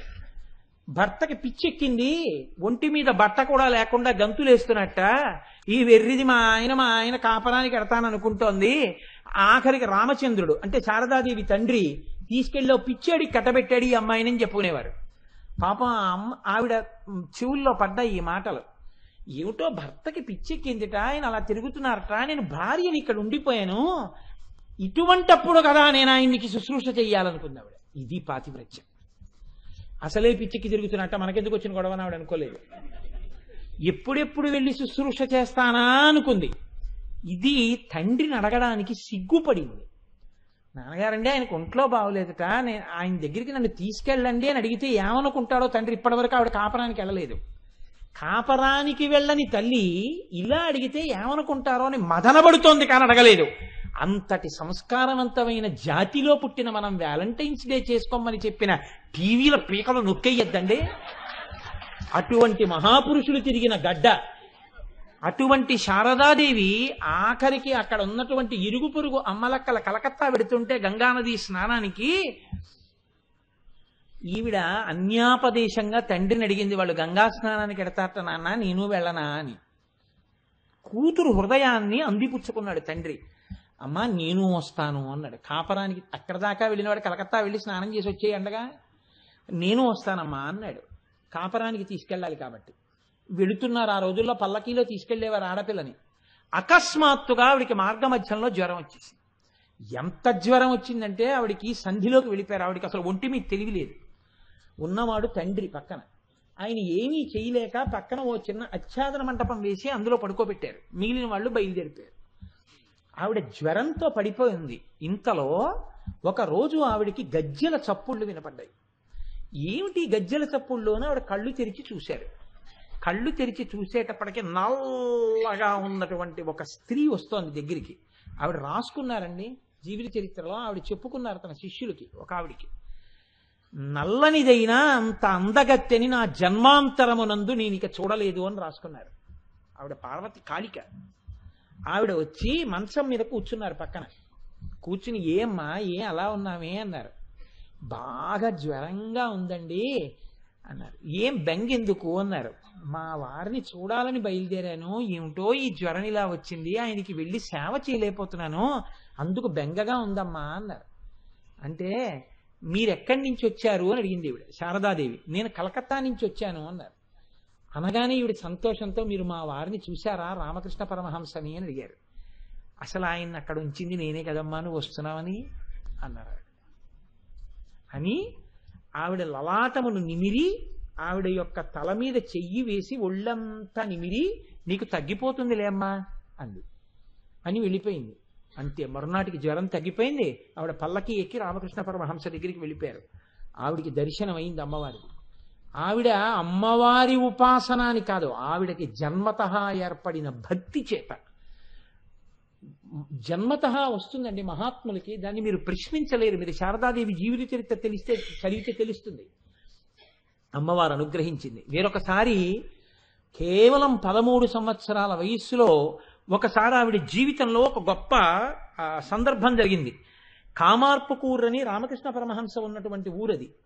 కేవలం ఆవిడ ఇంకా ఓసారి అలా అత్తారింటికి వెళ్ళొద్దామని వెళ్ళారు. తెల్లవారుజామున ఏం చెప్పారంటే, అమ్మ వెళ్ళి నువ్వు స్నానం చేసిరా అన్నారు. హలధర పుష్కరిణి అని ఎవరు దూరంగా ఉండేది చెరువు, అందులో స్నానం చేసి రమ్మన్నారు. చీకట్లో 13 ఏళ్ల పిల్ల, ఆ ఊరంతా తెలియదు, దూరంగా వెడితే ఆ పుష్కరిణి ఉంటుంది, స్నానం చెయ్యాలి. చీకట్లో తెల్లవారకట్ట లేచొచ్చి బయట నిలబడి అత్తవారిని ఎవరినన్నా లేపితే బాగుండదు, అంత దూరం ఒక్కతే వెళ్ళి 13 ఏళ్ల పిల్ల స్నానం చెయ్యాలంటే ఆవిడ బెంగ పెట్టుకుని ఇప్పుడు నాకు ఎవరు తోడొస్తారు అని ఇలా గడ్డం మీద చెయ్యేసుకుని ఆలోచిస్తున్నారు. ఆవిడ ఇలా చూసేటప్పటికి ఆవిడ ముందు నలుగురు వెనక నలుగురు యనమండుగురు గొప్ప స్త్రీలు నిలబడి ఉన్నారు. అమ్మ మేము కూడా హలధర పుష్కరిణికి స్నానానికి వెడుతున్నాం, మీరు అక్కడికేనా అని అడిగారు. అవును నేను అక్కడికే అన్నారు. రా వెడదాం అన్నారు. ముందు నలుగురు వెనక నలుగురు నడిచి తీసుకెళ్లారు. యనమండుగురి పాద మంజీర ధ్వనులు వింటూ ఆవిడ స్నానానికి వెళ్ళారు.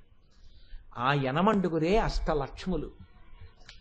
శారదాదేవి నమస్కారం చేసి మళ్ళీ తిరిగి వస్తుంటే మళ్ళీ యనమండుగురు వచ్చి ఆవిడ్ని ఆ ఇంటి ముందు దిగబెట్టి వెళ్ళిపోయారు. అమ్మవారిని నమ్ముకున్న వారికి అమ్మవారు వారికి ధ్యానంలో కనపడడం కాదు, చిన్న పిసరు బెంగ వచ్చేటప్పటికి ఆవిడ ఏదో రూపంలో వచ్చి వాళ్ళని అనుసరిస్తుంది. అనుసరించినప్పుడు ఆవిడ పాద మంజీరముల ధనులు వాళ్ళు వింటూనే ఉంటారు.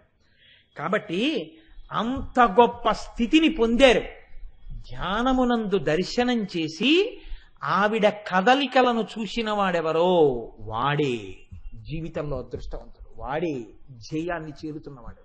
పరమహంస ఒక్కరే ఆ స్థితిని బాగా పట్టు ఉన్నారు. కాబట్టి ఆయన ఒక మాట అంటారు, ఒక పక్షి గుడ్డుని పొదుగుతోంది అనుకోండి, మీరు ఇలా చూసి ఫోటో తీశారనుకోండి, గుడ్డుని పొదుగుతున్న పక్షి అది.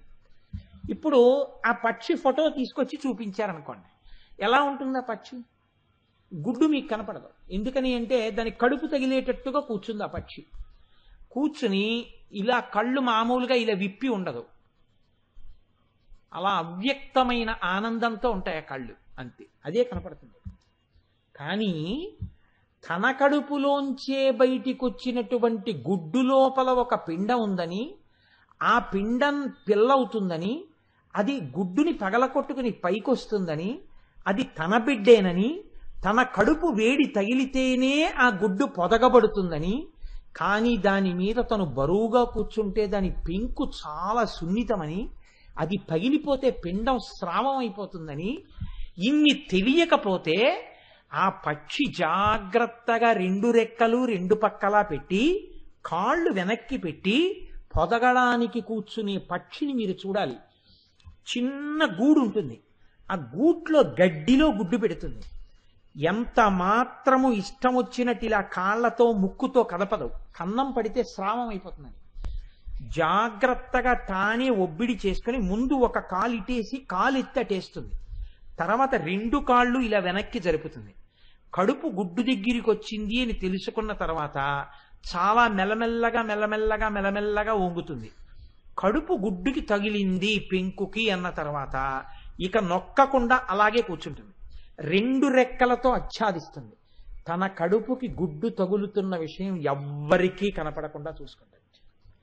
కానీ తన యొక్క కడుపు వేడి గుడ్డు పెంకుకి తగిలి లోపల ఉన్నటువంటి పదార్థము పిండంగా మారి ప్రాణం పోసుకుంటున్నటువంటి ఆ స్థితిని తన స్పర్శ చేత గ్రహించి తన బిడ్డ ప్రాణం పోసుకుంటోందని తెలుసుకున్న పక్షి ఆ పొందుతున్న గొప్ప ఆనందమే బరువుగా రెప్పలు పడుతున్నప్పుడు దాని కళ్ళల్లో కనపడుతుంటుంది తప్ప దాని యొక్క ఆనందము నీకు సమానముగా అర్థమైపోతుందా? అర్థమవదు. అమ్మవారి పాదములు కదిలినప్పుడు వచ్చేటటువంటి మంజీర ధ్వనులను ధ్యానమునందు వినేటటువంటి యోగి మనస్సు పొందుతున్నటువంటి గొప్ప ఆనందమును నువ్వు ఆయన కూర్చున్న స్థితిని చూసినంత మాత్రం చేత నువ్వు కూడా పట్టుకుని వినగలవా? నువ్వు వినలేవు. ఆ ధ్వనులు ఆయనకే తప్ప నీకు వినపడవు. బాహ్యంలో నా కూతురు నడిస్తే ఆ ధ్వని నాకు మీకు కూడా వినపడుతుంది. ధ్యానంలో మీకు వినపడిన ధ్వని మీకే తప్ప మీ పక్కనే నేను కూర్చున్నా నాకు వినపడదు. ఇది ధ్యానానికి సంబంధించిన గొప్ప రహస్యాన్ని చెప్పడం, ఈ మెట్లెక్కినటువంటి వాడి స్థాయిని చెప్పడం ఈ శ్లోకం యొక్క గొప్ప ప్రయోజనం. కాబట్టే మూకశంకరులు చెప్పినటువంటి ఒక్క మాట చెప్పేసి నేను ఈ నామాన్ని పూర్తి చేసేస్తాను. ఇవాళ అసలు నిజంగా ఆ నామం ఒక్కటి చాలా అద్భుతం. అలా పూర్తి చేస్తున్నందుకు నా మనసు బాధపడుతోంది, కానీ నేను 2 రన్స్ అయినా కొట్టానని ఇవాళ నా స్కోర్ చూపించాలి. కథం వాచాలోపి ప్రకటమణి మంజీర నినదైః సదైవానందార్ధ్రాన్ విరచయతి వాచం యమజనాన్ ప్రకృత్యాతేషో నచ్చ విరపి చ కామాక్షి చరణో మనీషా నైర్మల్యం కథమివ నృణాం మాంసలయతే. అందులో అంటారు, అమ్మ మౌనముగా కూర్చుని ధ్యానం చేసేటటువంటి వ్యక్తికి వినపడుతున్నటువంటి ఈ మంజీర ధ్వనులు ఆయనని ఆకర్షించే ధ్వనులు కావు, ఆయన గుర్తుపట్టి సంతోషించే ధ్వనులు కావు, ఆయన తడిసిపోతున్న ధ్వనులు. ధ్వనికి తడిసిపోవడం ఉండదు, కానీ ఇవి ఆర్ద్ర అంటే అమ్మవారి యొక్క అనుగ్రహం అనేటటువంటి అమృతము చేత తడుస్తున్నాడు ఈ మంజీర ధ్వనులు విన్నవాడు. 2, ఎర్రటి వస్తువు తలలోకి ప్రవేశించినా తల మీద పెట్టుకున్నాడన్నా గుర్తు ఏమిటంటే రాగమునకు లోనయ్యాడని గుర్తు. ఎర్రటి వస్తువు లోపలికి వెళ్ళింది, బుర్రలో చేరింది అంటే అర్థం ఏమిటో తెలుసా అండి? రాగరంజితమైంది మనస్సరి, కోరికల చేత బంధింపబడుతోంది అని బాహ్యంగా చెప్తారు. ఎర్రగా ఉన్న అమ్మవారి పాదాలు నల్లటి తల మీద పెట్టుకుంటే వీడి యొక్క తమోగుణం పోయి వీడి తెల్లటి శుద్ధసత్వం వైపు వెళ్ళిపోతున్నాడని గుర్తు. ఎర్రటి పాదమునకున్న పచ్చటి మంజీరము యొక్క చిరుగంటల ధ్వనులు మామూలుగా బాహ్యంలో వినపడేవాడికి కనపడేవాటికి ఇచ్చే ప్రయోజనాలకి విరుద్ధమైన ప్రయోజనాలు ఇచ్చి ఆ ప్రయోజనముల యొక్క స్థితిని చెప్పడం ఎక్కడ వాక్కులకు చేత కాదో, ఎక్కడ ఎవడు కన్నులతో చూసినా వాడు చూస్తున్నది చూడలేడో, ఎవడు పక్కన కూర్చున్నా ఆ కూర్చున్నవాడు చెవులతో వింటున్నది వినలేడో, ఎవడు పక్కన కూర్చున్నా వాడు తడిసిపోతున్నట్టు తడవలేడో, ఎవడు ఆయన పక్కనే కూర్చున్నా ఆయన తడిసిపోతున్నాడని తాను తెలుసుకోలేడో, ఎవడు ఆయనతో కలిసి జీవిస్తున్నా ఆయన చేరుతున్న చోటు వీడు చేరలేడో, అటువంటి చేరిపోతున్న స్థితికి సూచనలు ఆ తల్లి మంజీర ధ్వనులు. కాబట్టి సింజానమణి మంజీర మండిత శ్రీపదాంబుజ, శ్రీకారం వేసేశారు, శాక్తేయ ప్రణవం. అంత గొప్ప ధ్వనులమ్మా నీ పాద మంజీర ధ్వనులు. కాబట్టి తల్లి నా జన్మాంతరమునందు ఎప్పటికైనా ఆ నీ పాద మంజీర ధ్వనులు నా చెవుల వినపడి నా జీవితము ప్రయోజనమును పొందుగాక అని అమ్మవారి పాదములు పట్టుకుని ప్రార్థన చెయ్యడమే ఆ 2 నామముల యొక్క గొప్పతనం. కాబట్టి పాపమును విరిచి ఆవిడ్ని చేరుకోవడమే మొదటి నామం యొక్క ప్రయోజనం. ఆవిడ దయ. 2 ధ్యానమునందు పొందేటటువంటి అమృత స్థితి. కాబట్టి రేపటి రోజున భీష్మేకాదశి అత్యద్భుతమైనటువంటి తిథి. కాబట్టి రేపు సాయంకాలం మనం 6 గంటలకే కలుసుకుందాం, విష్ణు సహస్రనామ స్తోత్ర పారాయణం చేద్దాం. తదనంతరం చక్కగా మనందరం కలిసి అమ్మవారి వైభవం ఎంత గొప్పగా ఉంటుందో దాన్ని మహాభారతానికి అనుసంధానం చేస్తూ భీష్మాచార్యుల వారి జీవితంగా, భీష్ముడి యొక్క ఔన్నత్యంగా, భీష్మేకాదశి నాడు విన్నవాడెవడో వాడే ధన్యుడు. ఏమి భాగ్యమో ఆ తల్లి ఏమి అనుగ్రహించిందో. ఈ ఏడాది వీడు లలితా సహస్రం చెప్తున్నాడు, వీడిని తరింపచేద్దాం అనుకుందేమో మా అమ్మ. మాఘపాదివారం, భీష్మేకాదశి, మహాభారత వైశిష్ట్యము, భీష్మ వైశిష్ట్యము, అమ్మవారి యొక్క అనుగ్రహంగా వైభవంగా అనుసంధానం చేస్తున్న ప్రసంగాన్ని రేపటి రోజున చేసుకుని మనందరం తరిద్దాం. రేపు ఉదయం 9 గంటలకి భీష్మేకాదశి కాబట్టి గొప్ప తిథి కాబట్టి లలితా సహస్రాన్ని ఒకసారి పారాయణ చేద్దాం.